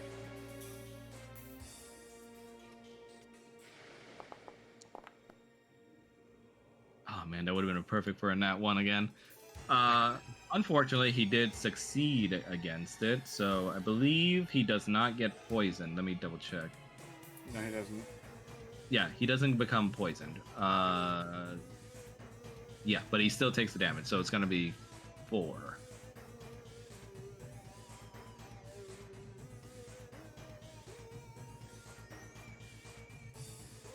And she's gonna attack with her offhand too. God damn.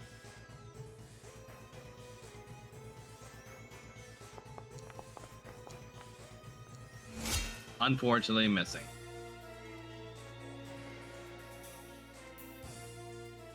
Real Falmouth, your turn. Okay. Falmouth is advancing on his double and is going to strike twice. Strike.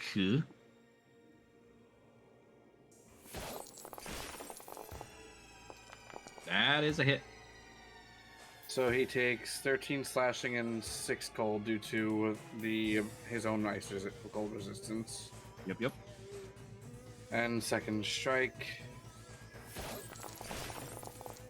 Oh. That does hit, even if you use the reaction to use the bracers as well. You strike him with Oathbinder, cutting through this physical manifestation of your doubts and fears in front of you. 16 slashing and 5 cold. Yeah, hold on, let me finish, because this is basically the kill.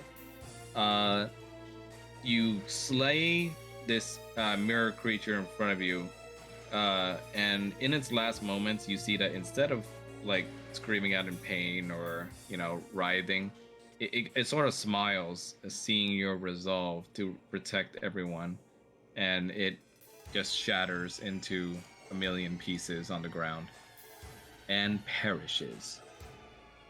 Then perish. And you guys are victorious. And you guys also level up. Yay! Woo! So let me go ahead and cut out the music. Yeah. And where is it? Good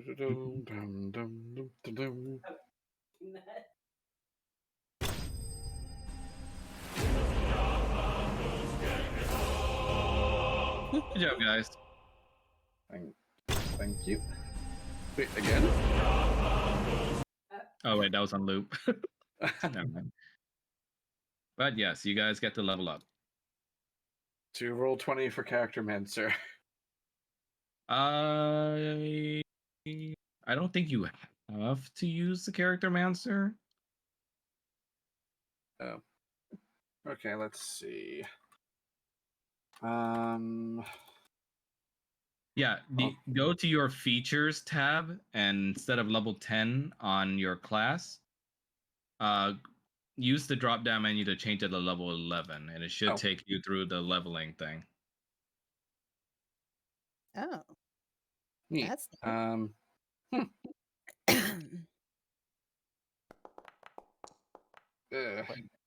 we get Wait, 3 we leveled rerolls up? on health, right? Yes. You still get your 3 rerolls. Wait, we leveled up? Yes. Yes, you leveled up. What? Oh. Again? What is this? Ooh. Well, you get 1 more reroll. Okay, that works. That's significantly better. Also, nice roll, Mel, on your HP 1. It's close to max.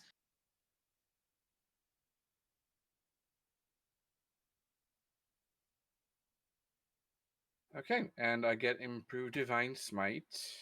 Nice. Sweet. So every melee attack he makes now gets the automatic 1d8 radiant damage, plus whatever he does on top of that with any divine smite uses. Woo!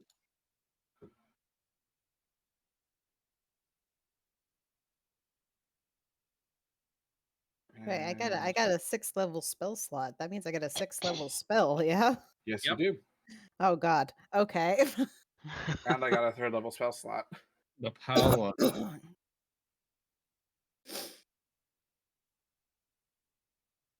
And we're pretty much treated as if we got a long rest since level up. Yep. Yay.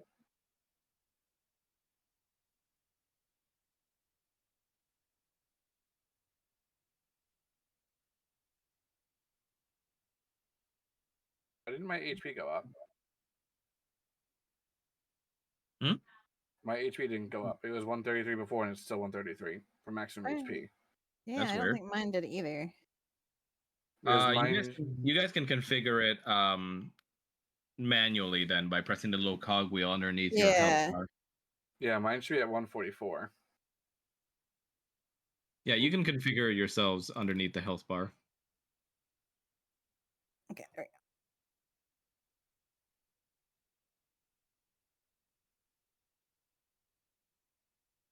Yay.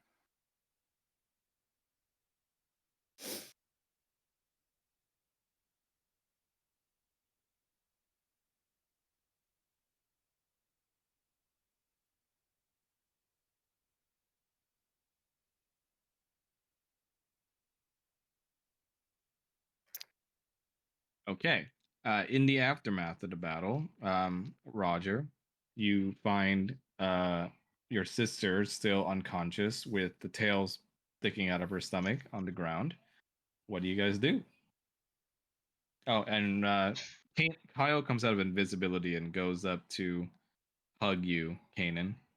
As he goes like, "That was awesome. What you did with the swords there." He's just going to just ruffle his hair. Happy to see that he's not hurt. He just goes like, I tried to dodge it out like you said I should. You did well. Few of the things almost hit me too, but I was able to jump out of the way like. He's gonna start chuckling. And he just Sean. looks around. And he just looks around at you Yeah, all and just just the goes same. like, is your sister okay, Roger? I guess we're gonna see. And he's gonna look over at Falmouth and be like, all right, could you help me Yeah, get her back thank you. here? Because I don't know if you've noticed, but she's bigger than me. There ain't no way I'm carrying her ass. Yeah, that's fine. Falmouth is just how wounded is she? She's not as wounded as she could have been, thanks to the efforts of Kanan to stabilize her wounds and also Roger protecting her. So yeah, she's still injured because she's got the tail sticking out of her stomach, but you know, other than that, it looks like she's stable. Falmouth's gonna look at Kane and is like, we should probably remove this and then staunch the bleeding. After you. Falmouth's just gonna remove the severed tail. Go ahead and roll for medicine check for me. And Kanan, are you helping him or? I suppose I am. Okay, then you have advantage on the check. Okay.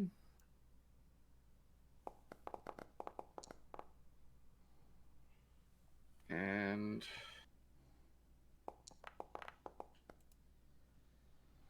nice. With Kanan helping to hold her down, you manage to pull out the extraneous tail object from her stomach, and you see her flinch and cry out in pain, which breaks her out of unconsciousness as she just takes out a long breath, seeing the two dragonborns before her and Kanan holding her down. And she goes like, "What's going on? What are you doing to me? Hold still before I knock you out again." Oh, should you look that you dirty, filthy. Do you want me to heal you or do you want me to leave you bleeding? You see that she's imbibing usual Karen energy, Roger. What do you say in this moment to get her to either shut up or calm down? Roger's going to basically reach over, grab her tail, and give it a tug and just be like, relax. He's like, ah!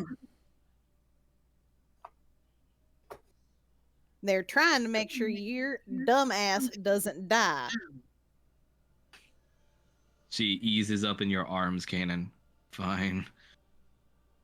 Fuck's sake, what the fuck was that? He's going to first use his flames to like cauterize the open wounds. Ooh, nice. I'm gonna say because of that, go ahead and roll for a medicine check with advantage, and because he comes from a doctor background, so I'm gonna say +5 to that roll too. Damn. so 32. You successfully, with your experience, you're able to distract her enough by pinching her right arm so that she gets a little distracted by the little like splurt of pain before you cauterize her wound. And it doesn't hurt her as badly as it could have if her attention was fully focused and just staring at the whole process. I mean, you still see she glares daggers at you, but in the end, she just kind of eases up, and thankfully, the bleeding has stopped and her wound is cauterized. Almost done. And then he's going to use... You see, she looks at you and goes like, you seem rather experienced with this. I guess you're not such a brute after all. Yep, because I'm a doctor, so let me do my work. Doctor? Where did you get your credentials? At the Church of Bahamut. And he goes like, that's not a medical school. Nope. But you're alive, are you not? Now, are you going to keep questioning me, or are you going to let me get you back up your feet? Go ahead and roll for intimidate, Kanan. With your, you can use your presence thing too. Okay. For the advantage.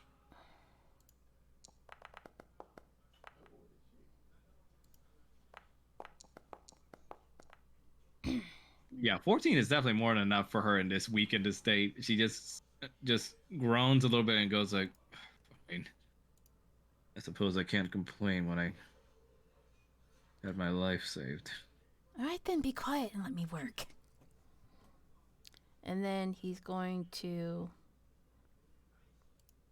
channel divinity and put everything into easing all of her pain and whatever wound she has left. You see your magic finishes the job by completely healing her remaining wounds, and the pain that came from the cauterization is gone. As she hovers her hand over the wound before it kind of gently touches it. She just says, "Thank you." He's gonna nod and he's gonna stand up and he's gonna pick her up so that she's standing on her feet.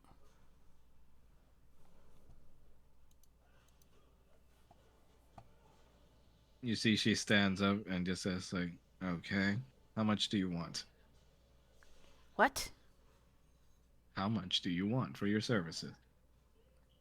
I keep your money. I don't want it. No, no, no. I'll not have it said that our family's a bunch of cheapskates. And if you truly are a doctor, then you are to be paid for your services. Roger's just behind her, rolling his eyes.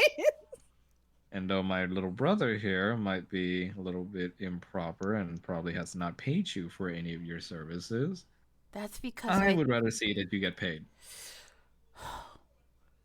If I let you pay me, will it shut you up? It will get you paid. Then I don't want it. He just says like, how about I just give you a flat rate of 15 gold? I don't want it.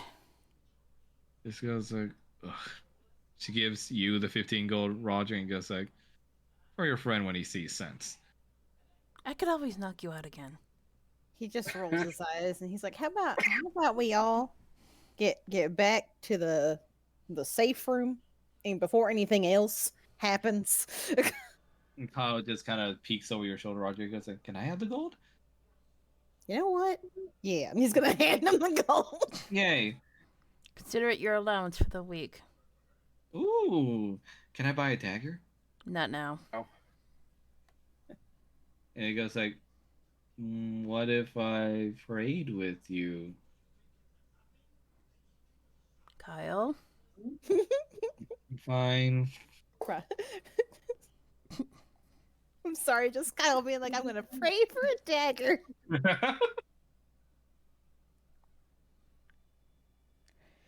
And you see Kyle looks behind him and sees Paul still standing there. And he's like, is he okay? Paul is visibly shaking and looking down at his hands at all these extra bruises that have started to appear. Yeah, you guys see that the purplish bluish hue bruises from before have begun to now wrap more around his skin, almost kind of like a giant rash. And you see it kind of covering over his arms and his neck and some of his face now. Is Falmouth or Roger the first one that approaches him? Yes. Oh, well, I think Yes. Yes. Falmouth approaches first and then Roger behind him. Paul is gonna look up slowly at the both of them and just be like, and then his knees are gonna buckle and he's gonna pass out. He's gonna what? His knees are gonna buckle and he's going to pass out. One of them immediately crouches low to like stop him from actually hitting the floor. Arena just looks at it and says, "Oh, for luck, we just finished with one." Look, he's going through a lot right now. Max, how do I add spells? You can tell me what spells you want added, and then I can add it in for you. I wanted to add Sunbeam. I can add it in for you. Okay. I just put the name of it in mine. I figured that way you could add it after. Yeah, I just add it as an item in your spell, and then I'll bring it over manually from Roll20. I just unlocked your thing now, so you can add like a thing in your spell book if you want. Okay. Yep. Nice. Yep, and just rename it Sunbeam, and then I will take care of the rest.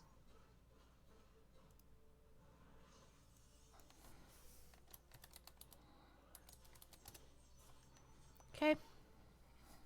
Do we get our spell slots back? Yes, Yeah. you do. Okay. You see, Faye kind of slowly makes her way over.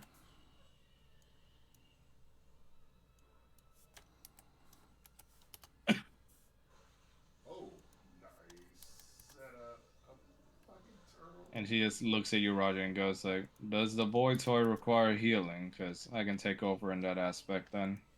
I don't think he needs healing so much as he just needs to lie down for a bit. He's going through a lot right now. She kind of rolls her eyes and goes like, "At least he doesn't have a tail sticking out of his stomach." I mean, you don't have it anymore now, do you? What are you saying, Roger? You don't have it anymore now, do you? And he goes like, "No, I don't."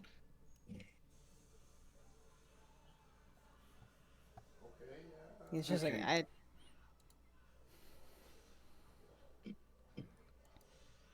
I say we go back to the place that is a little safer, relatively speaking, and regroup, I guess. Okay, Fall- yeah. I'll teleport you guys back to the room. Falmouth is just gonna be carrying Paul very carefully.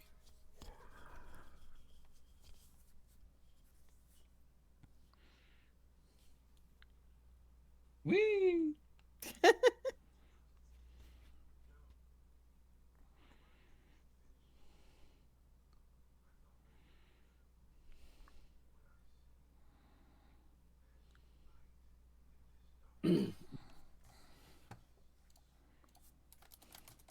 Look, you guys travel. Okay.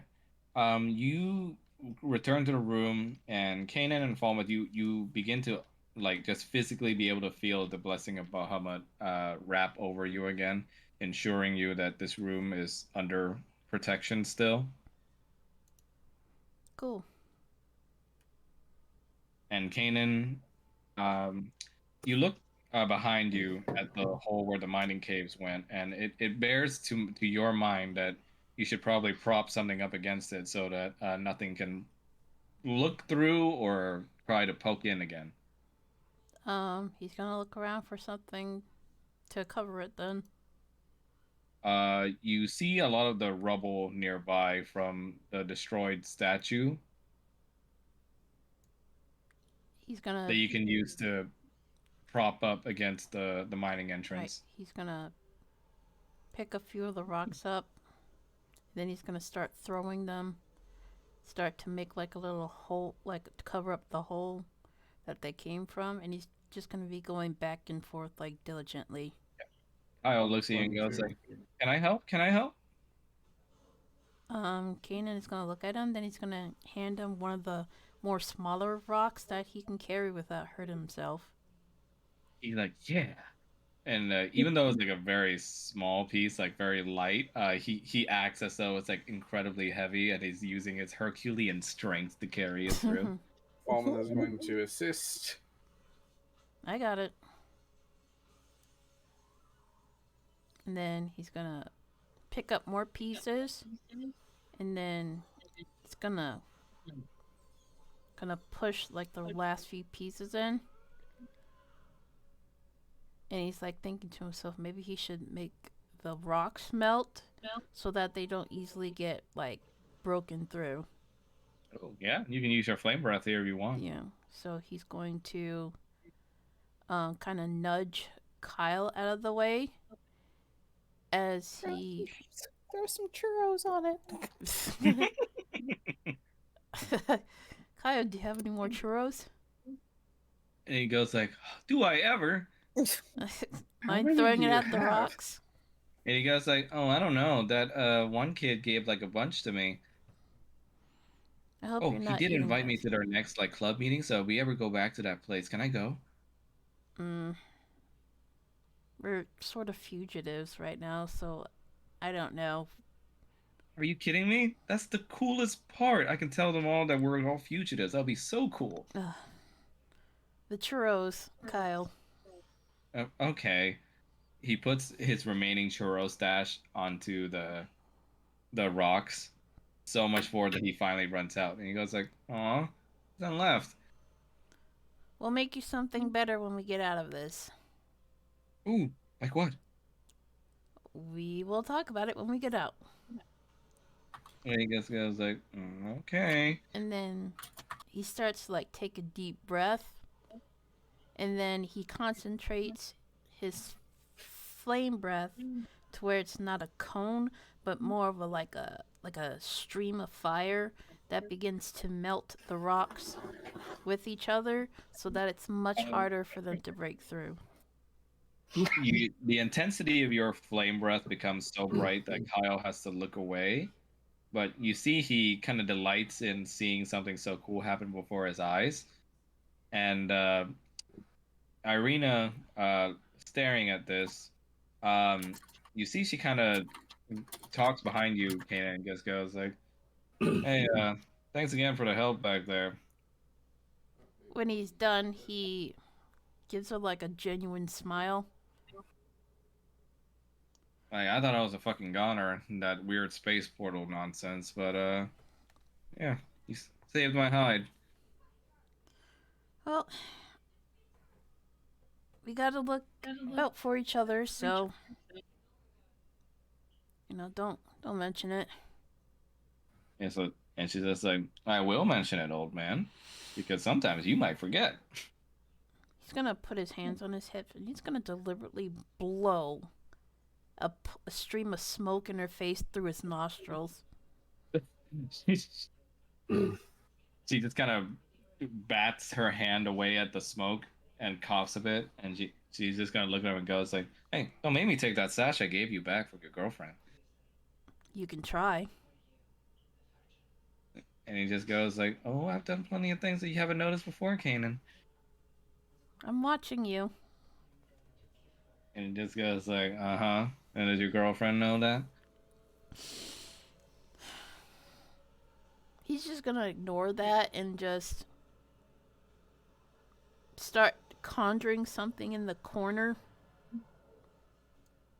Like, what's he conjuring? It's gonna be conjuring like clean water and food.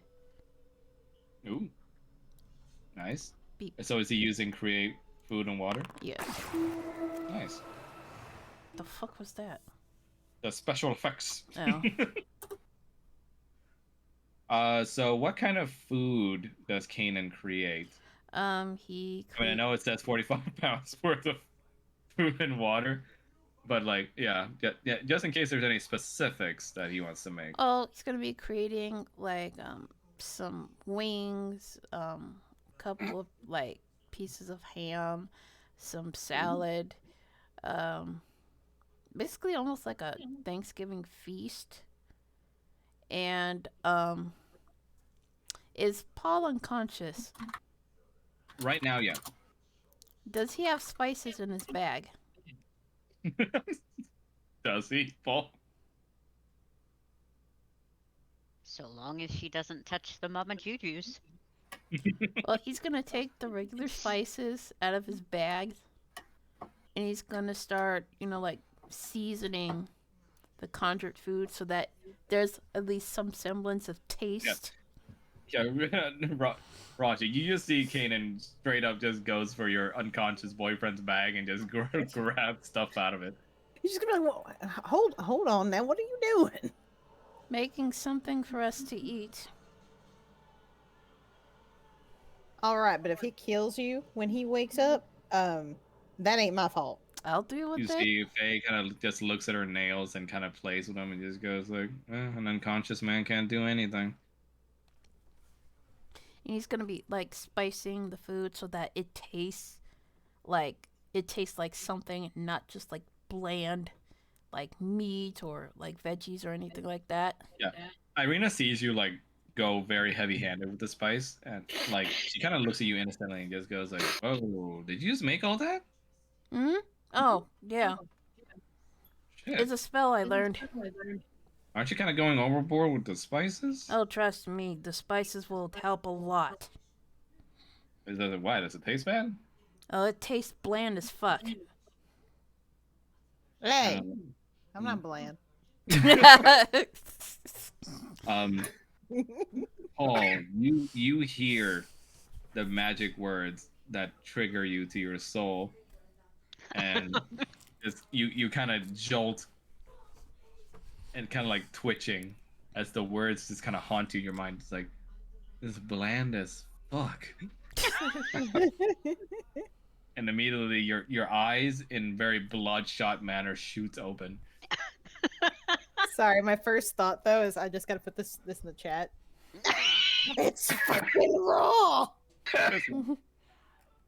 Yeah, you hear echoing in your mind the familiar words of your mentor from long ago.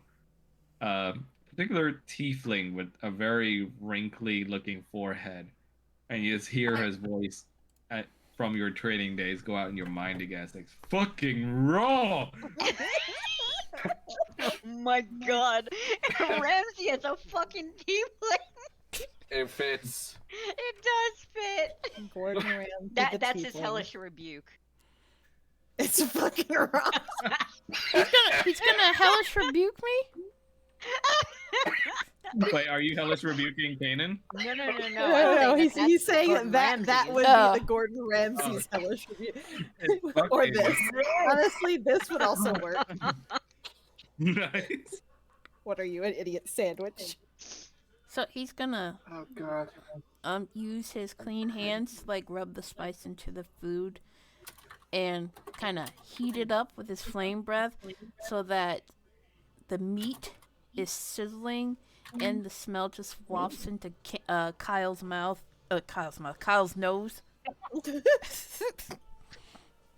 Kyle smells the scent of really spiced up food, and he curiously just kind of sits next to you and just goes like, "Ooh, that smells good."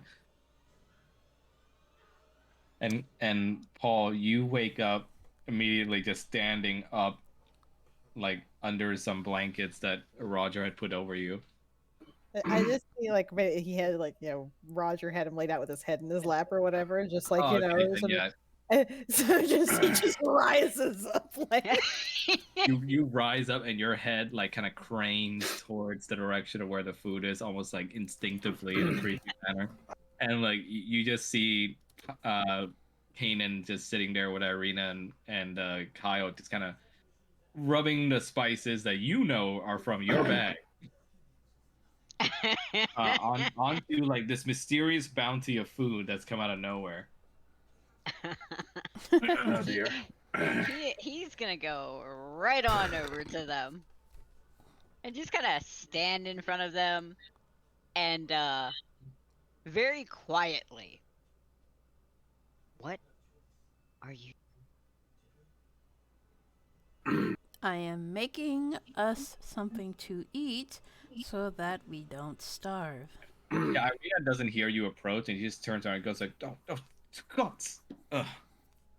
And she just was like, "Really? This is what wakes you up?"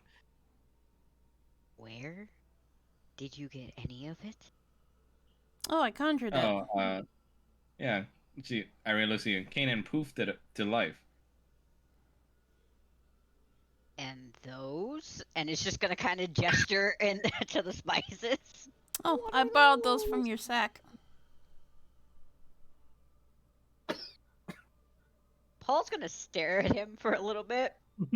He's just gonna give him the most pleasant smile. I mean, I'm sorry, but you were unconscious and I didn't want to wake you. And Kyle was starting to get hungry, so I had to do something. Kyle just looks at him and goes like, "I was," and he just starts eating like a slice of ham. and he just kind of like it's like an unspiced piece of ham, so he just looks at us like, "Wow, this really does taste like nothing." And that's why I gotta finish spicing it up so it'll actually taste like something. Yeah, then the boy just outright like starts dipping the ham in the little bowl of spices, kind of like thinking it's dipping sauce. Oh God. Oh dear. Paul And is Paul is gonna take a very slow, deep breath. His eyes have not left watching Kanan, and he's just gonna be like, "I'll remember that," and just walk back over to Roger. Paul will remember I'll this. remember that. Okay, thanks, Paul.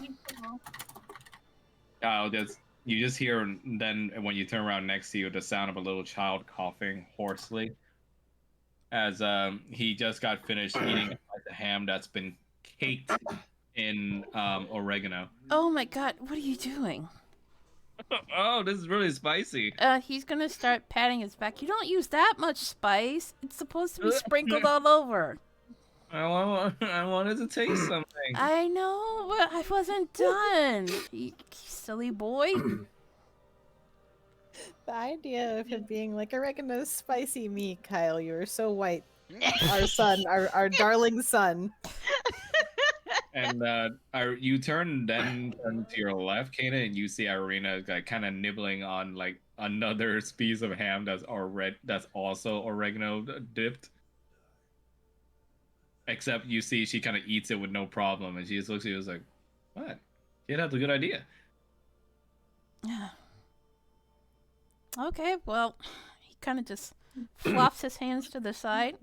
There's some crystal water and a few glasses along the You see corner. Irina looks at you and goes like, "The fuck is crystal water? Oh, it's just sparkling water. The fuck is sparkling water?" Oh, it's he kind of scratches his head. It's when there's like fizzy bubbles into the water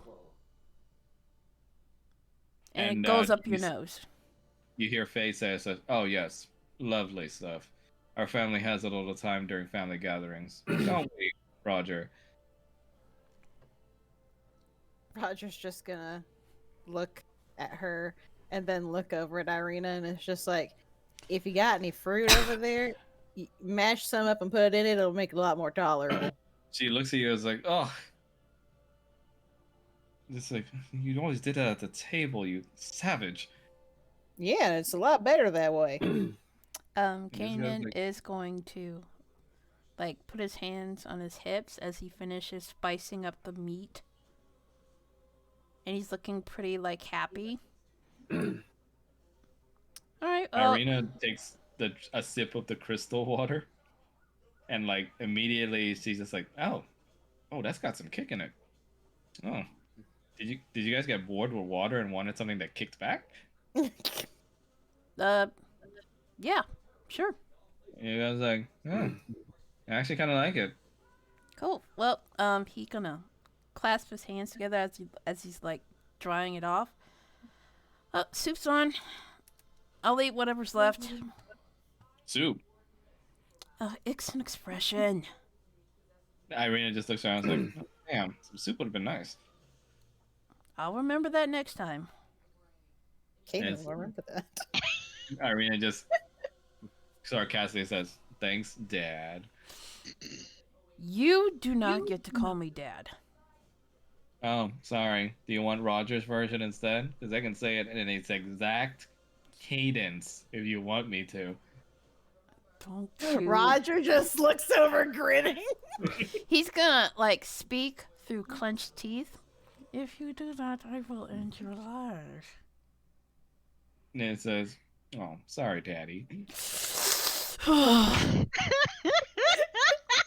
I'm done. Roger's Y'all just eat. like, yes. I'm going back to meditation. Kyle just looks at you and just goes like, "Oh, can I call you that too?" Paul just chokes. I can't with you guys right now. I need to sit. Yeah. Paul, you look over the bounty of food that Kanan left behind, and to his credit, he has successfully spiced up a lot of the bland foods that were made from magic. So if you were to add on any cooking on top of it, the prep process would be a lot easier. He is absolutely not. Oh my god. He is instead just gonna kind of look at the food, a grimace, and just kind of turn away. Just looks at it, it's like, no. That's fine, you don't have to eat it. If I eat anything right now, it is just going to be wasted. Kanan just shrugs. It's up to you. I was more concerned about Kyle eating anyway. Irene just looks over and goes like, "You made Daddy mad." Roger's just gonna look at her and give her a thumbs up. Valma just puts his hand on his face. Irina, and just... I would much appreciate it if you would not call me that. She just looks at you and goes like, "Say please." Please. Please what? Daddy. He's just gonna stare at her, and only her, for at least like 5 minutes. Meanwhile, you see Faye raises a glass of crystal water and she's just like, "I'm surrounded by a pack of idiots." Roger's going to lean over to Irina. And he's going to whisper something to her, and I'm going to send this to you in DMs, Max. Oh no. Irina and Roger are just mutual gremlins and just teasing Kanan. That might backfire.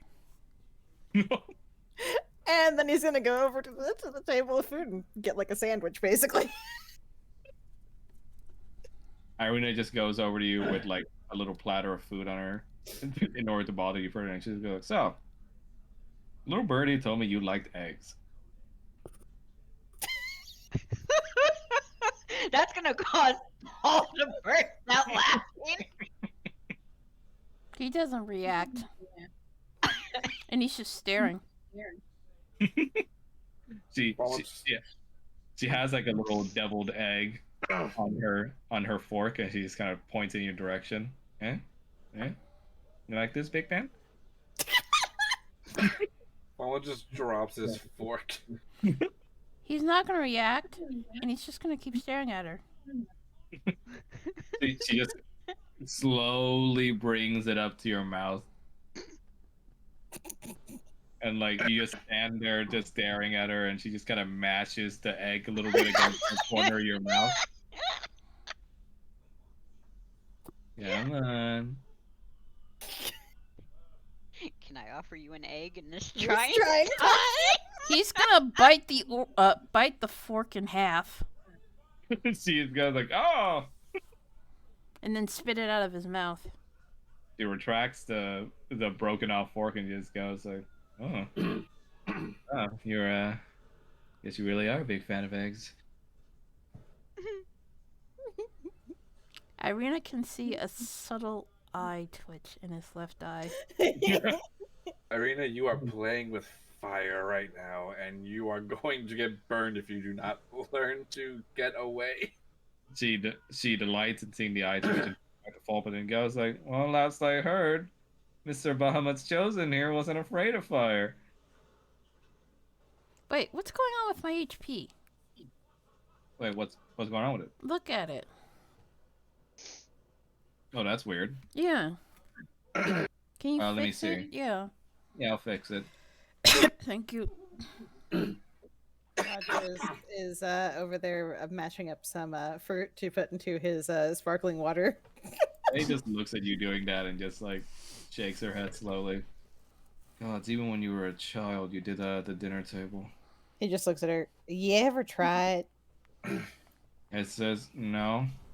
Well, there's your first problem. And he's just gonna go back to what he was doing. Like, I will not mash food into my drink like some sort of child. All right. Well, you know, if you wanted to do it more professionally, and he's gonna look over at Paul and just be like, "It's what you cook it down to a syrup, right?" Paul's just gonna kind of look at Roger, and then look at Faye, and then back to Roger. She doesn't deserve something that nice. I look. I'm just saying that's what you would do professionally. I'm not asking you to do it. Faye just looks at you, Paul, and goes like, "Excuse me." There's no excuse for you. And just looks at you and just goes like, "It's like, which chef guild do you belong to?" Don't tell her, she's gonna make a complaint. Made my own. He goes like, "Ah, well, that explains the shoddy service and witty little comments coming out of your mouth." Have you even had any of his food that he's made? No. Then don't critique him if you haven't actually had his food, because your opinion doesn't matter. She looks It at wouldn't you. matter anyway. She looks at you inside and says, "Is there a sample of his work then?"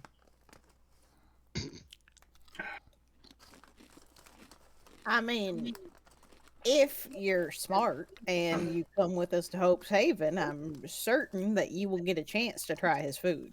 No. Or we could, as I was trying to say before she got stabbed, Kyle does have the ability to send a person back to there if they so choose, and if she's so unwilling to go with us through Argynvost. Wait, back where? We got a manor house. It's safe. It's called Hope's Haven. Oh, and which baron did you steal that from? Well, we stole it from a bunch of weird flesh golems that were living in it. Of course you did. And I mean, Cleaned up nice. To be fair, we were staying there at an inn, and then they tried to murder us. So, Yeah. So I the think home of a it's bunch of fair. murderous psychos, and you've turned it into a shelter. Yeah, it's actually quite nice. It just sounds like Kanan's munching on a bag of chips while watching all this. What is Kanan doing right now as Irina is trying to tease more conversation out of him? He's just like gently growling as if like she's like poking the dog or poking the bear. She pokes more and more eggs in your face, and you're like, come on, say something. But you're annoyed. But you want to punch me? You gonna punch a girl, huh? He's gonna grip her arm very tight and squeeze You... and pull her to eye level. Miss Irina, I would greatly appreciate it if you would not antagonize me, because antagonizing me would make me very angry, and when I'm very angry, I tend to torch things. Now, He just goes like, ooh, so forward, Miss Alacris. Now,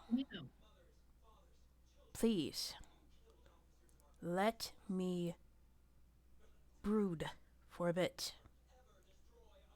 All right, fine, but what do you have to brood about? I have a lot of things to think about. Okay. You need a meditation buddy, like usual? No, I'm okay. I just need some peace without someone forcing deviled egg in my mouth and constantly teasing me about my relationship. Yeah, you still have like some egg caked on the edges of your mouth from what she did. Yeah. And she looks at you and goes like, all right, I'm sorry. Just, trying to liven things up a bit. You seem stressed. Just a lot of things I need to think over. That's fine. I'll leave you alone, Mr. Broody Brood. But remember what we talked about back at the manor, right? Oh, I remember. I remember, and I appreciate it. But poking the bear is just going to piss me off. Well, sometimes the bear is cute when he's mad. And she just walks away. He's going to, like, wipe the food off of his mouth. Yeah. And just... Paul and Kana are just in their respective quarters right now, just brooding you almost kind of get like different auras of like brooding coming from the corners. One is blue and the other is red. And Irina looks over to Roger and goes like, "Well, you having fun with yours?" Roger's just like, I'm leaving mine alone for a bit. I think he needs a minute. All right, well. Roger just points at Faye. Instead of having fun with this one. And she's like, "Oh, I bet." And Faye just kind of looks you up and down, Roger, and just like, "The hells are you wearing again?" It's an outfit. I mean, I don't know if you've noticed, but these are clothes. You wear them on your body. She rolls her eyes and goes like, "Oh, she looks like a damn gigolo." Well, that is my job, dear sister. And so it's like, yes, you don't have to remind me. I get reminded about it every time when we talk to our associates and guests. He's gonna smirk and he's gonna look at her and he's gonna be like, "Hey, you want to see something neat though?" She looks at you like, "What?" He's gonna like do the thing where he like tears one of the sleeves back because it's got the buttons. He goes like, "Oh, why don't you do that?" It's like it's easy to remove. It's quick, and he's just gonna button it back up. It's like, "Oh, for God's sake, you really are a stripper." Well, yeah, that's my job. He goes like, "And you gave up our family riches for that." Yep, sure did. Ugh. So I'm assuming you and your motley little gang is just gonna continue onward despite my warnings. Most likely, but would like you to take us up on the offer to go back to Hope's Haven.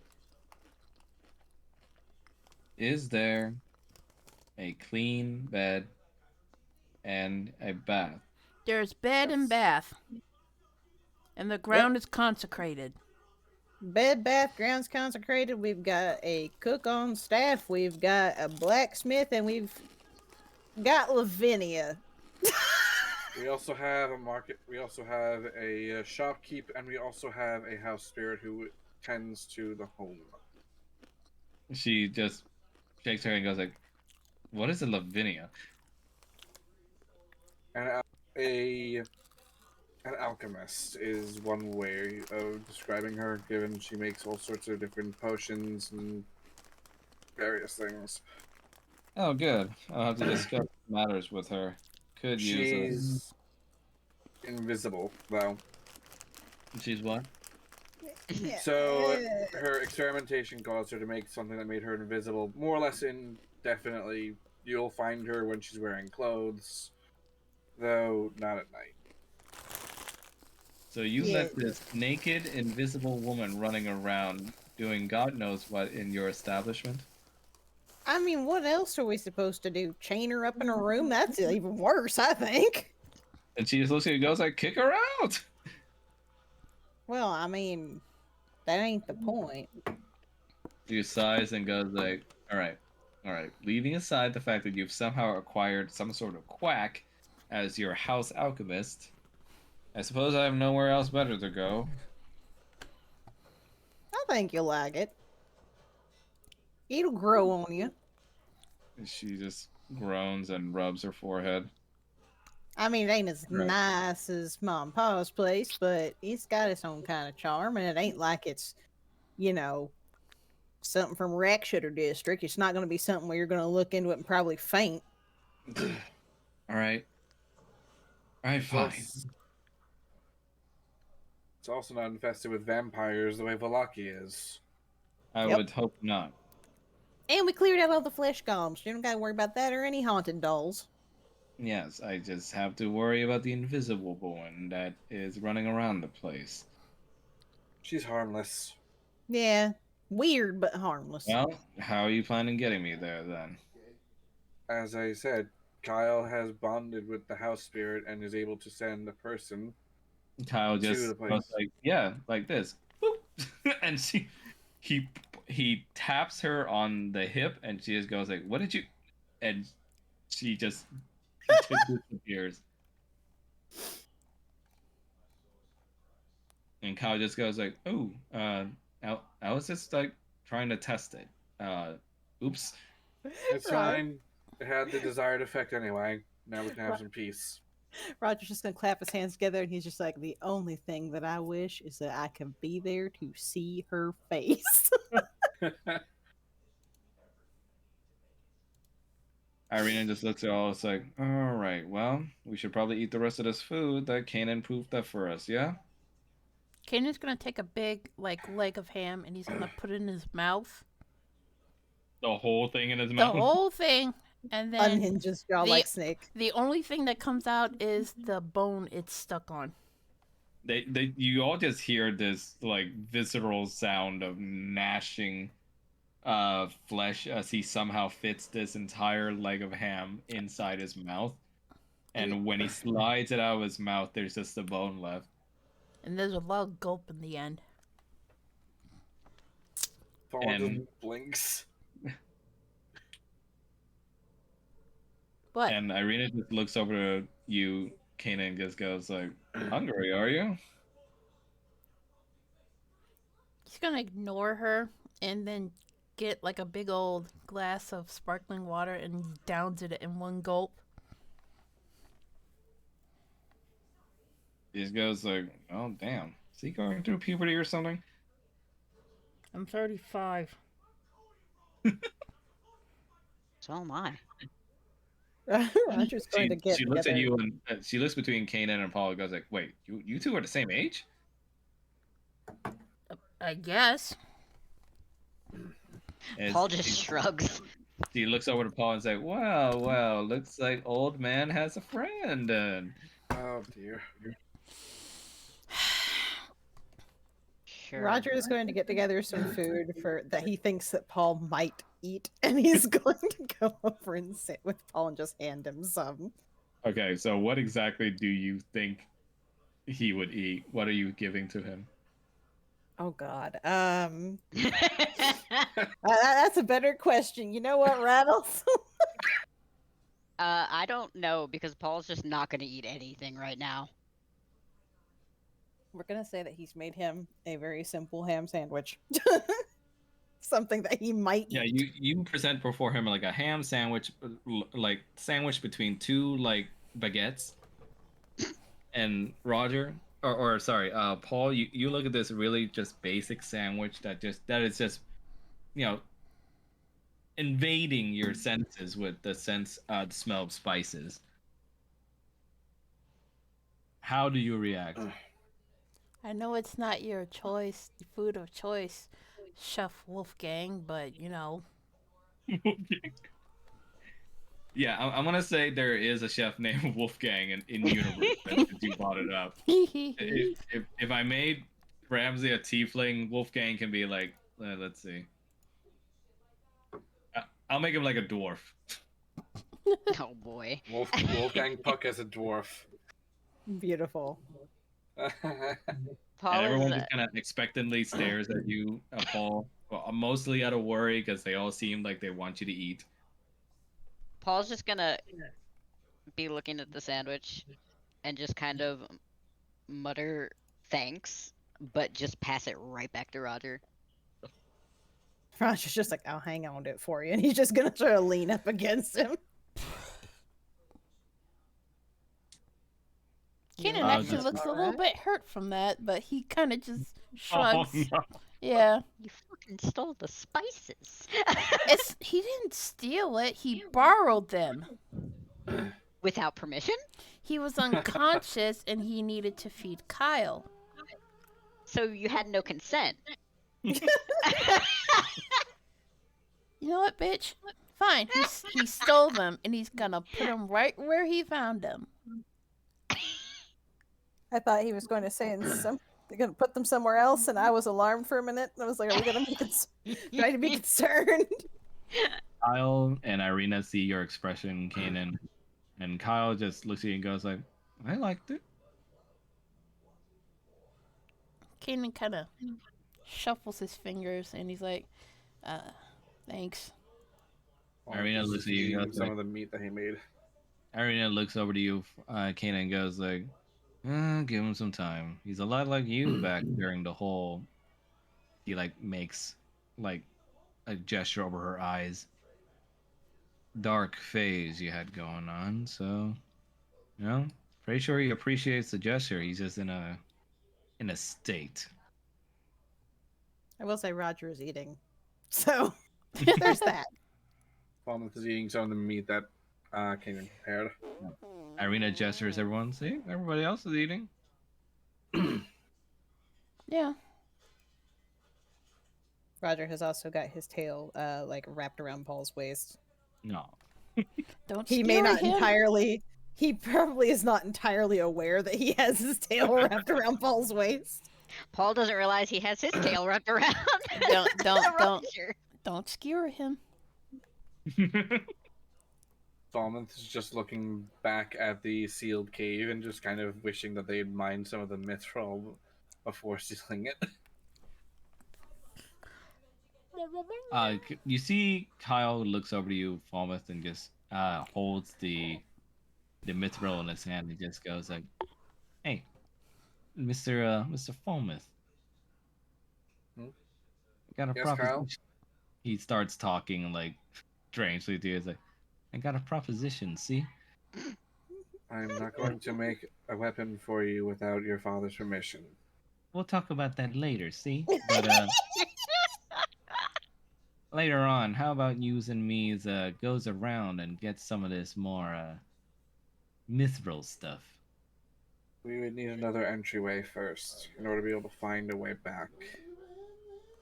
And he just immediately drops the accent. All of a sudden, he goes like, "Oh wait, but you're strong. Can't you just like punch a hole in the wall or something?" I am not going to endanger us just for mithril. Yeah, this guy was like, "Fine. See, I'll just take my mithril for myself then."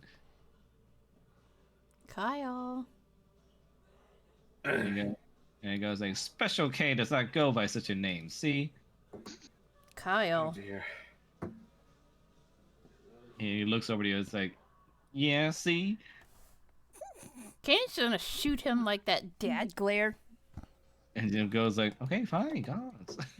See, Roger's gonna look over and just be like, "I wonder where the hell he picked that one up from." From you? What do you mean from me? That ain't my accent. You're acting. You got it from the merchant, clearly. And Kyle looks over to you and goes like, "Yeah, no, Roger sounds like this, right?" Close enough. And then the kid just goes like, "And Kanan sounds like this." Kyle, don't do that thing. Kyle, eat your food. Roger is struggling not to choke on his food and drink. Hmm? I mean, sorry about that, folks. It's alright. Suddenly Vietnamese. What did she And say? she was asking me if I wanted food. Did you tell her you're eating? No, I've told her I'm sipping on a pandan drink. Bless your mom. She's always trying to feed you. Oh yeah, sometimes overly so. Are you chunky? Even when I do get chunky, she complains about me being chunky. When I get skinny, she complains about me being skinny. So, So are you chunky? right now I'm a little chubby. Yeah. Nice. You're like nice. Kyle looks Mel, over you you. got a husband. Yeah, I know. He And chunky Kyle too. looks over to you, Falmouth, and goes like, "And Falmouth sounds like this, super cool, and I have a big sword." Falmouth just can't help but chuckle.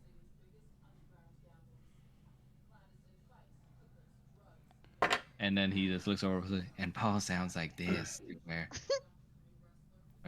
I asked for a piece of bacon and he'll be awesome enough to cook it for me." When's the last time you slept? Kyle looks over Kanan and goes like, "Huh? When's the last time you slept? I don't know." How long has it been, Max? So as far as you're able to tell, it's been about, I want to say 4 hours since you left the manor. Okay. Kanan's trying to pull the yes. put the child to bed, then they'll Irina just eats the last food and goes like, "Got a point though, kiddo. You probably take a nap or something. It's gonna be a while before we reach the end of this thing, I bet." Wouldn't be a bad idea, given we've got a little safe house here. Yeah. And speaking of which, those doors don't look. Can we bar them with anything? The only thing around here are rocks. Almost just gonna start moving rubble to block the doors in the meantime. Yeah, it says. Irina looks at you doing that and goes like, "Well, that works. Thanks, Falmouth." Kyle. Hi, Naima.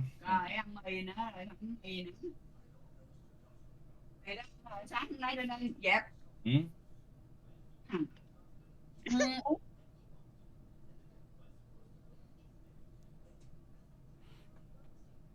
Suddenly Vietnamese. Again, sorry about that, folks. I like your mom. I have had food shoved into my face.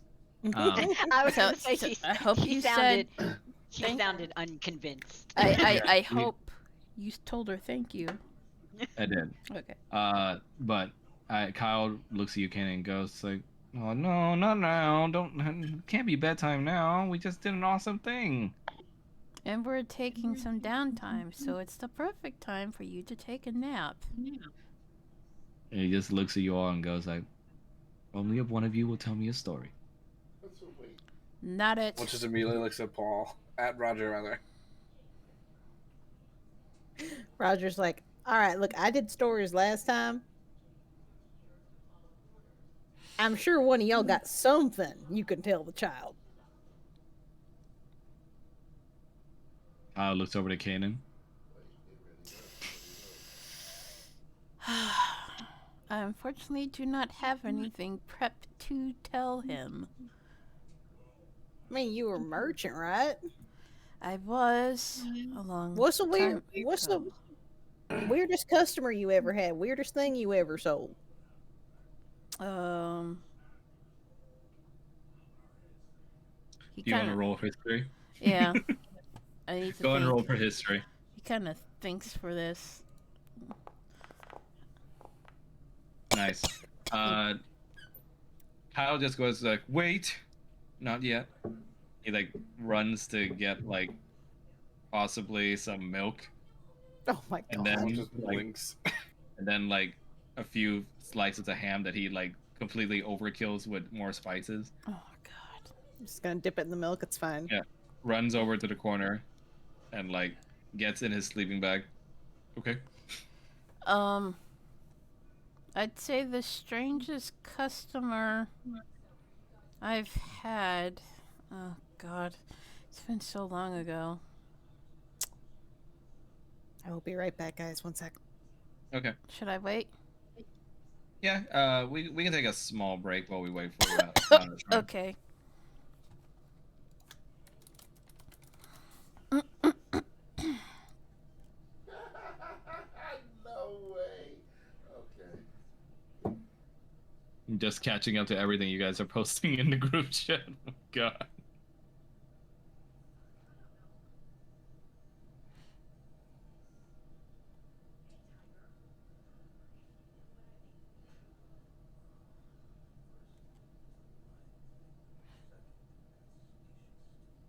I like how you have screenshots of the mom ready, Mel.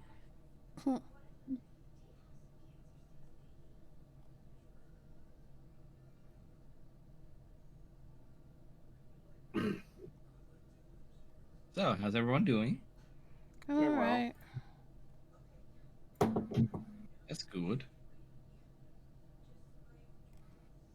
Mel, Rattles, you two doing okay? Yeah, I'm good. That's good. My pandan drink has gotten a little bit warm, so I'm adding more ice to it.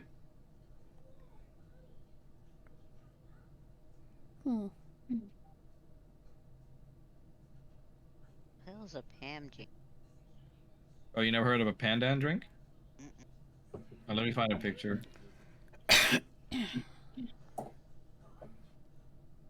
Sorry about that. Hey, welcome back. I was like, I desperately need to pee. Just in time as I share to Rattles what a green pandan drink is. I I'm thought you were also saying curious. panda for the longest time. Yeah, Oh. it's called pandan because it's using the this relief vegetable called the green pandan. It looks like It's boba greed. tea. Yeah. He looks like What you say, Mel? it looks like greed. Like the color green, like greed? No, greed Greed. from Hell of a Boss. Oh yeah. Very Oh. much. It's very delicious. It's You should bubble try it tea. sometime. Yeah, it's pandan milk tea Tea. with a little bit of coconut milk. I don't like. You don't like? I don't like coconut. Real? Okay, but like, pan- I I had coconut milk directly from a coconut a decade ago and never had it again.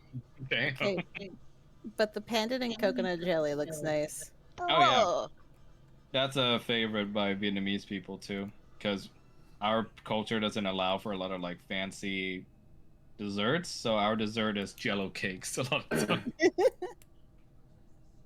But yes, welcome back, Shrine. We can continue. Mel, with a 13 on the history check, you remember a particular customer one time. Oh. A man with a rather interesting looking outfit.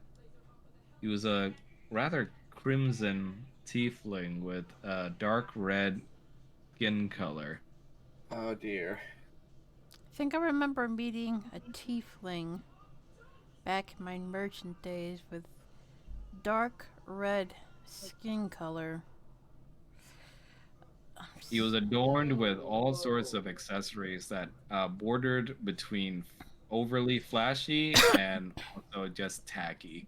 He had a bunch of decorations on him on his clothing that were like a mix of like gaudy and just downright tacky. And you remember one of the very first things that he did was flirting with you in order to get a discount. Oh, And no. the very and the very first thing he did when I met him in my shop was to flirt with me in order to get a discount. Roger's just gonna look over and just be like, "I would like to clarify that that definitely was not me," and he's just gonna go back to his sandwich. Just looks over you, is like, "Oh, okay. Well, that's one thing cleared up." Oh, great. Now I remember. I remember Locatha coming to my shop asking for a performance medicine. Locatha? The fish people. Locatha. No, I know, but Kyle doesn't. Yeah. They're basically fish people. Fish people? Yeah. Oh my god. I've been eating their kids? Roger just chokes on his sandwich and is like, Kaden's gonna just start laughing. Oh god. No. Everything's okay. Besides, fish eat other fish. So I'm glad because I like that one fish that Paul made for me. no. Even if you even if you did, fish eat other fish. So Yeah. Oh, also, what's flirting? it means to oh god. It means to act in a way in order to let someone know that you like them. Oh, okay. Like kissing up? Yeah, kind of, like batting your eyelashes, getting all touchy feely, stuff Did it like work? that. No. being romantic. You remember other than the Locatha previously, since Kyle's asking about it, the flirty customer tried to pull a fast one, and he tried to distract you long enough for him to steal the item that he was looking for, a rather precious looking bangle that you were trying to find or trying to sell. But your wife had other ideas about that. Well, And see, he was trying to distract me in order to steal something that I've been trying to sell for a while. And he almost did, except, my late wife caught him in the act. We talking about the fish or the tiefling? I No, presume the tiefling. the tiefling. And Kyle looks at you and said, "Ooh, what did she do to him?" And Kanan, you remember the sound of the ground cracking as a German suplex was performed. She. Oh God. He starts blushing. She suplexed him into the ground, and then she broke his arm. Oh, what's a suplex? Oh, it's when you Irina just looks at you and says, "Yeah, Kanan, why don't you demonstrate on Falmouth?" Well, thank you for volunteering. He's gonna go right for Irina. And he's gonna grab her by the middle. It's when you go do. Ahead and roll. Go ahead and roll for strength.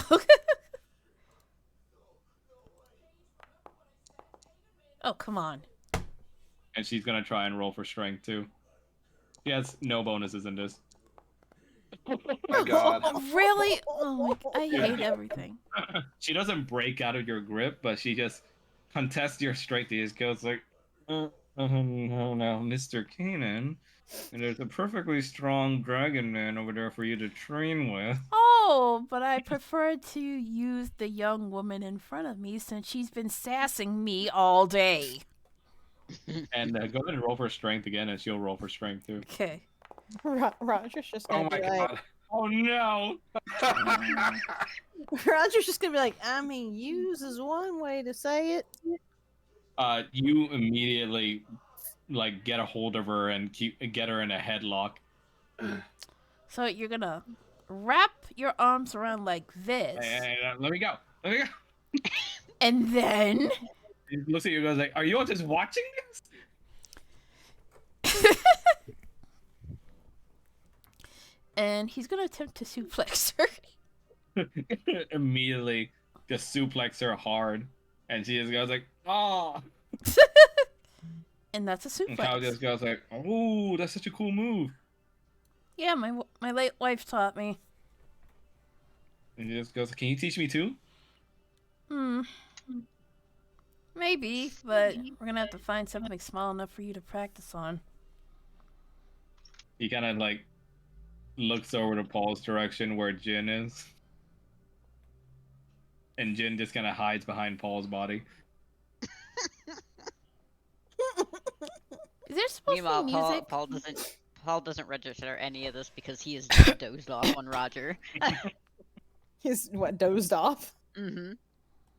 Alright, and Irina just groans and just says, "I'll get you for this, you geezer." I told you. I warned you. Kanan's just gonna give her a pleasant smile and pull her back up, and then he whispers into her ear, "Do that remark about eggs again, and I'll do it against you over and over." Okay. Kinky. And she just says like, "What's that? Scrambled eggs in the morning? Okay, Mr. He's gonna attempt to suplex her again. She just kind of shoves you as that, and Kyle's just like, wait. So what happened with the fish guy then?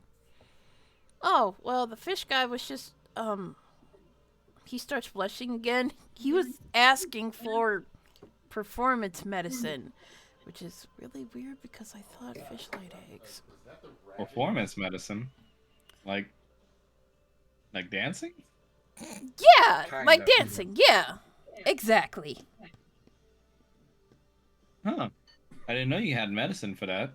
Oh yeah. I used to get it from the pharmacy in Baldur's Gate, and I sell it for a lower fee, all that kind of stuff. Irina just goes like, performance medicine, huh? Yes, which I had no problem doing. Yeah, I bet.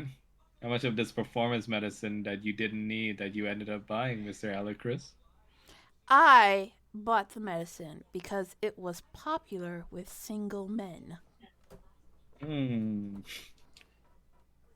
Roger turns back towards, Kyle turns back towards Roger and goes like, "You dance, right, Roger? Did you ever need this medicine?" Oh no, I'm a natural. Irina just kind of smirks and just goes like, "Oh, I bet." And it goes like, "So, Mr. Alacris, as a man that was supposedly not using such performance enhancements at this time, what'd you end up doing with the fish guy?" I gave him what he needed. I just found it kind of strange that a fish was asking for performance medicine. But I heard a rumor. Maybe correct me if I'm wrong. These performance medicines they help in the acquiring of eggs too, don't they? Falmouth is just gonna put a hand over her mouth.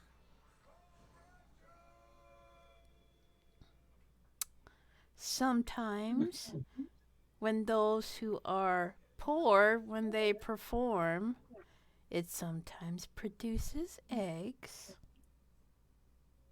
Roger, you just subtly like hide your smirk behind your sandwich. But as I said, I did not need the medicine to perform. And Irina is still having her mouth covered by foam. She just makes like little eye movements towards you, kind of like wiggling her eyebrows. Kyle just goes like, "Oh, okay. So I guess the fish guy must have been a real good dancer afterwards, then, huh?" Yeah, he was. He was a very good dancer. And his life partner was very satisfied at his dancing. Life partner? Oh, the person you spend the rest of your life with. Oh. I mean, I didn't know there was a special name for that. Oh, there's several names depending on who you ask. Yeah. Will you all be my life partners then? You probably know the term as husband or wife, Kyle. Oh, so like a mom and a dad. Yeah. Oh, okay. And he goes like, shame. Why? He's like, I don't know.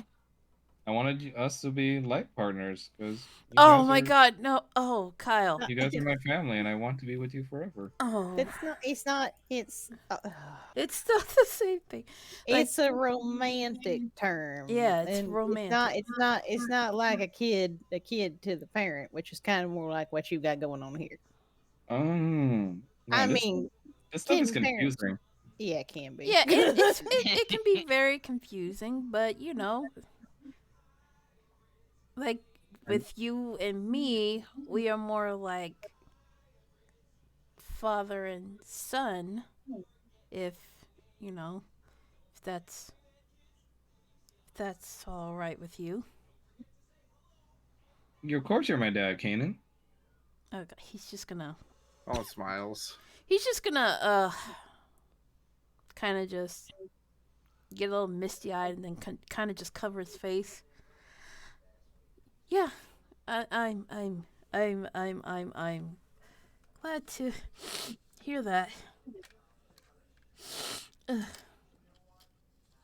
Irina was about to make another egg comment, but looking at the situation, she's just like, later. I swear to God, if she keeps pushing him, he's gonna do something. Oh, go ahead. Oh, I was gonna say, I mean, Roger's sitting here eating his sandwich, and he's just gonna subtly cast message. To who? Yeah, to Kaden. And he's just gonna put some eggs in you line, but he's gonna be eating act like he's eating his sandwich, like nothing is going on. I kind of want to cast very subtly a sacred flame right above Roger. I don't think you can subtly do that, but yeah, you can if you want to. Okay, then let me figure something else out. How about Toll the Dead? Oh my god. Yeah, I mean, whichever one. Ooh, that got a bump in damage. Since you're level 11, yeah. Poor snake guys. Okay, random husband. Hey Roger, do you hear bells ringing? Huh? What? And he's gonna very subtly cast Toll the Dead. Oh shit. Oh no. Chill fucking bell. So make a wisdom saving throw, Roger. Oh boy. You love me. I sure hope you realize he's got a sleeping wizard on him. Unfortunately, you failed to save, so Mel, roll for the damage. Let's see. 1d8. Oh no, wait, no. It's Increases by 1 die since you're at level 11, so it's gonna be 3D. 3d8. Oh no. Oh shit! Thomas, no! Immediately you're beset by an assault of mental or in your mind sounds of bells that rattle your head so fucking loudly, dealing you 14 damage. Yeah, thankfully the noise doesn't play loud enough so that Paul can hear it, but you know your reaction physically to the spell maybe could wake him up. He's just gonna look up at Kane and just be like, "Thanks for that." He has this very subtle, like Lord Beerus Cheshire Cat sort of grin. Roger isn't even mad because he's like, I knew this was coming at some point. And he's gonna have his hands behind his back as he's gonna walk towards Kyle and start to tuck him in. I was just like, but I want to hear more about suplexes. You'll hear more when you wake up. Just a short nap, okay? If need be, I could perform a bit of a demonstration. Irina. Irina just looks over to you, Fulman, and just goes like, "Try it," and you're getting this knife right up your ass, Fulman. And Kanan's gonna gently rub through Kyle's hair and attempt to lull him to sleep as he's like sitting next to him. You see his eyes kind of flutter closed, but he starts asking you in a tired tone, like, You cut off. He in a tired tone, he asks you all. He goes like, "What do you guys plan to do after you're out of here?" Well, out of here or out of Barovia? Out of Barovia. Well, first, I'm going to pick up Voldalia. And then we are going to go back to my church, where we can go see your sister. Oh. What about you, Roger? And Paul? Oh man. I don't know yet, if I'm being honest.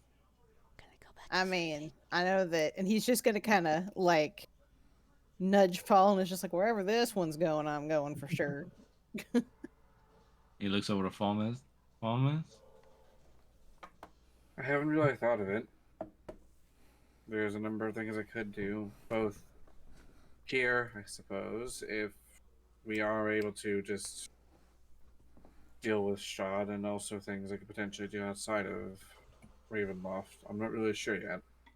Irina looks at you all and goes like, I mean, they all got their lives to go back to, kiddo. As much as they helped us, I think they deserve to go back to that. Grace, why do you smell like pee? Roger's gonna look over. Oh, go ahead. I was gonna say, Roger's gonna look over and just be like, I mean, that don't mean we ain't gonna see one another again. I'm sure your pa will be more than happy to have us come by and visit, wouldn't you, Kanan? Yeah, so long as you let me know ahead of time. Grace, what are you doing? Grace, what the fuck are you doing? What is wrong with you? What is she doing? Oh, she keeps trying to jump into my lap. Yeah, she's been doing Oh, that a lot lately. Well, then you know standard what she's dog doing. behavior. Ow, ow, ow, ow. Okay, okay, calm down, calm down. She wants attention and she wants it now. She stinks. So stop smelling her. Like, kind of hard. Kyle just kind of nudges back into his own bed and just looks at you and goes like, "Yeah, big Canaan, big party at Canaan's place for everybody. Oh, God. I want my family to stay together. Just promise you don't leave, okay? We're still here. Okay. I ain't going anywhere without you, kiddo. You see, hearing that reassures him as this lonely child just goes back to bed, just smiling, knowing that when he wakes up, he won't just see the cold. Ooh, Grace, you alright? Marina Ew. looks at you and goes like, I'd say we follow the little kiddos lead.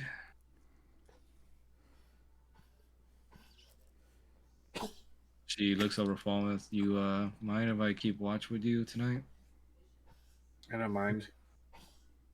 Yeah. Think you'll be better than trying to close my eyes at this point.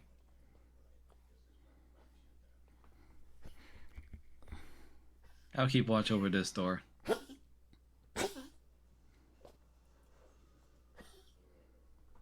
Almost me looking over towards the eastern end. He looks over to Roger and goes like, "You gonna be okay with him?" Oh, yeah, you'll be fine. Fine.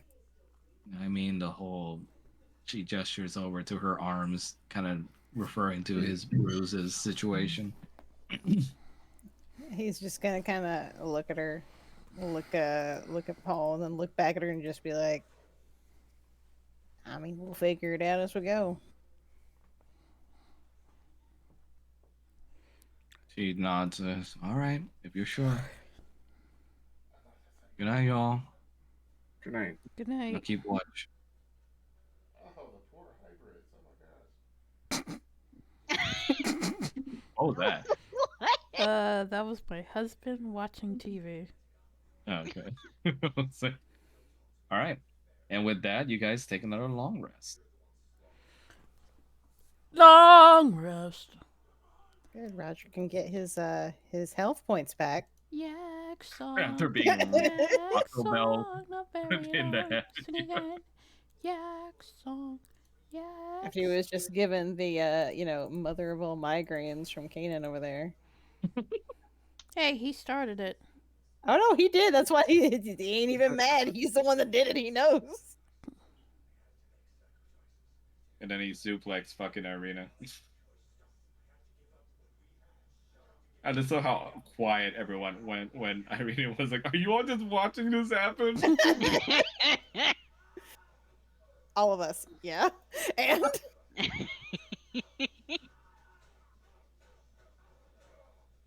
Yeah, it's Roger not her went, insomnia. yeah.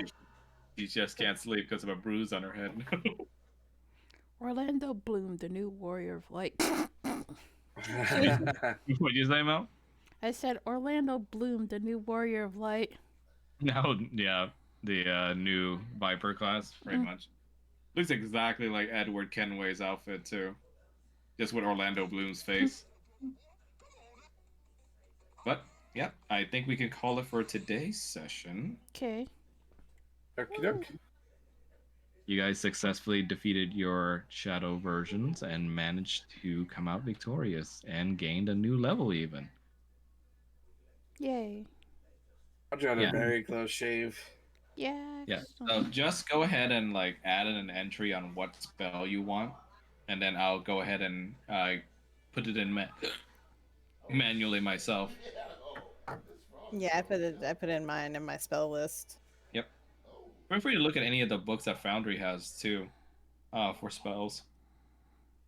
I like Sunbeam. I was gonna take heal, but I got enough healing spells already, so. Heal's a very strong one. It's like stupidly high damage dice. It's funny you link that out because I have been playing Spider-Man too. So, But yeah, does he really sit like that? you can pose him in any sort of fashion and do screenshots. Yes. I mean, that's a very interesting pose. Like, Yeah, Peter Parker's a grown ass man. He's allowed to do this. open asshole kind of pose. Wow. I mean, look at it. That's like the perfect pose for a guy to That's be a rocker pose. Yeah. Yep. For a guy to be standing up and just, you know. Well, maybe Mary Jane likes it. Why, does she have a dick? Well, That's Why do what you gotta pegging ask is for. Yeah. yeah, I mean, you can with a strap on. Yeah. No, I'm gonna keep Sunbeam. I'm not gonna take heal. Yep. So I'll add in Sunbeam with Kanan. Does anyone else have spells that they added to their thing? Yeah, Roger got eye bite. Eye bite. I might change some spells around later on before our next session. Okay, yeah, no problem. What I'm probably gonna do is I'm gonna direct you guys over to the Roll20 thing again, so you guys can pick out any spells you want from there if you want. Right. Your level up. Yeah. I mean, Fallen just gains spell slots since paladins automatically know all their spells is the thing.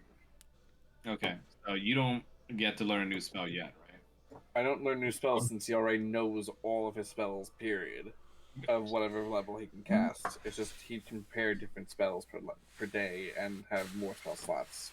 Got it. Then yeah, just go ahead and prepare different spells if you want. If you want some spells swapped out, let me know. Yep. How about Paul? Any new spells? Mental prison. Mental prison. Damn. Why do Probably all the Paul's fastest I've been able to pick a spell. all of Paul's spells sounds like rock album. So- Max, I have to They use really the do. Young robot. Max. Sorry. I have to use the restroom. Okay. So, Oh, we're gonna call it anyway. So yeah, I know. I so have. how about I need a little bit more time for the next session. So how about The 4th? Yeah, are you guys free on October 4th? Yes. Yep. November 4th, yeah. Could be. Okay. Rattle, you okay with October 4th? November 4th. Okay. Yeah. November oh, sorry, November 4th. Yeah. Yeah. Going back in time, it's fine. Yeah. Let me just get in my time machine and do that. Okay. Then November November 4th will be our next. Oh God, I'm still stuck in October. All right. Okay. Bye. Bye. Okay. See you guys. Thank you for joining See and being you. awesome Thank you for players. having us. Have Yep. a good one.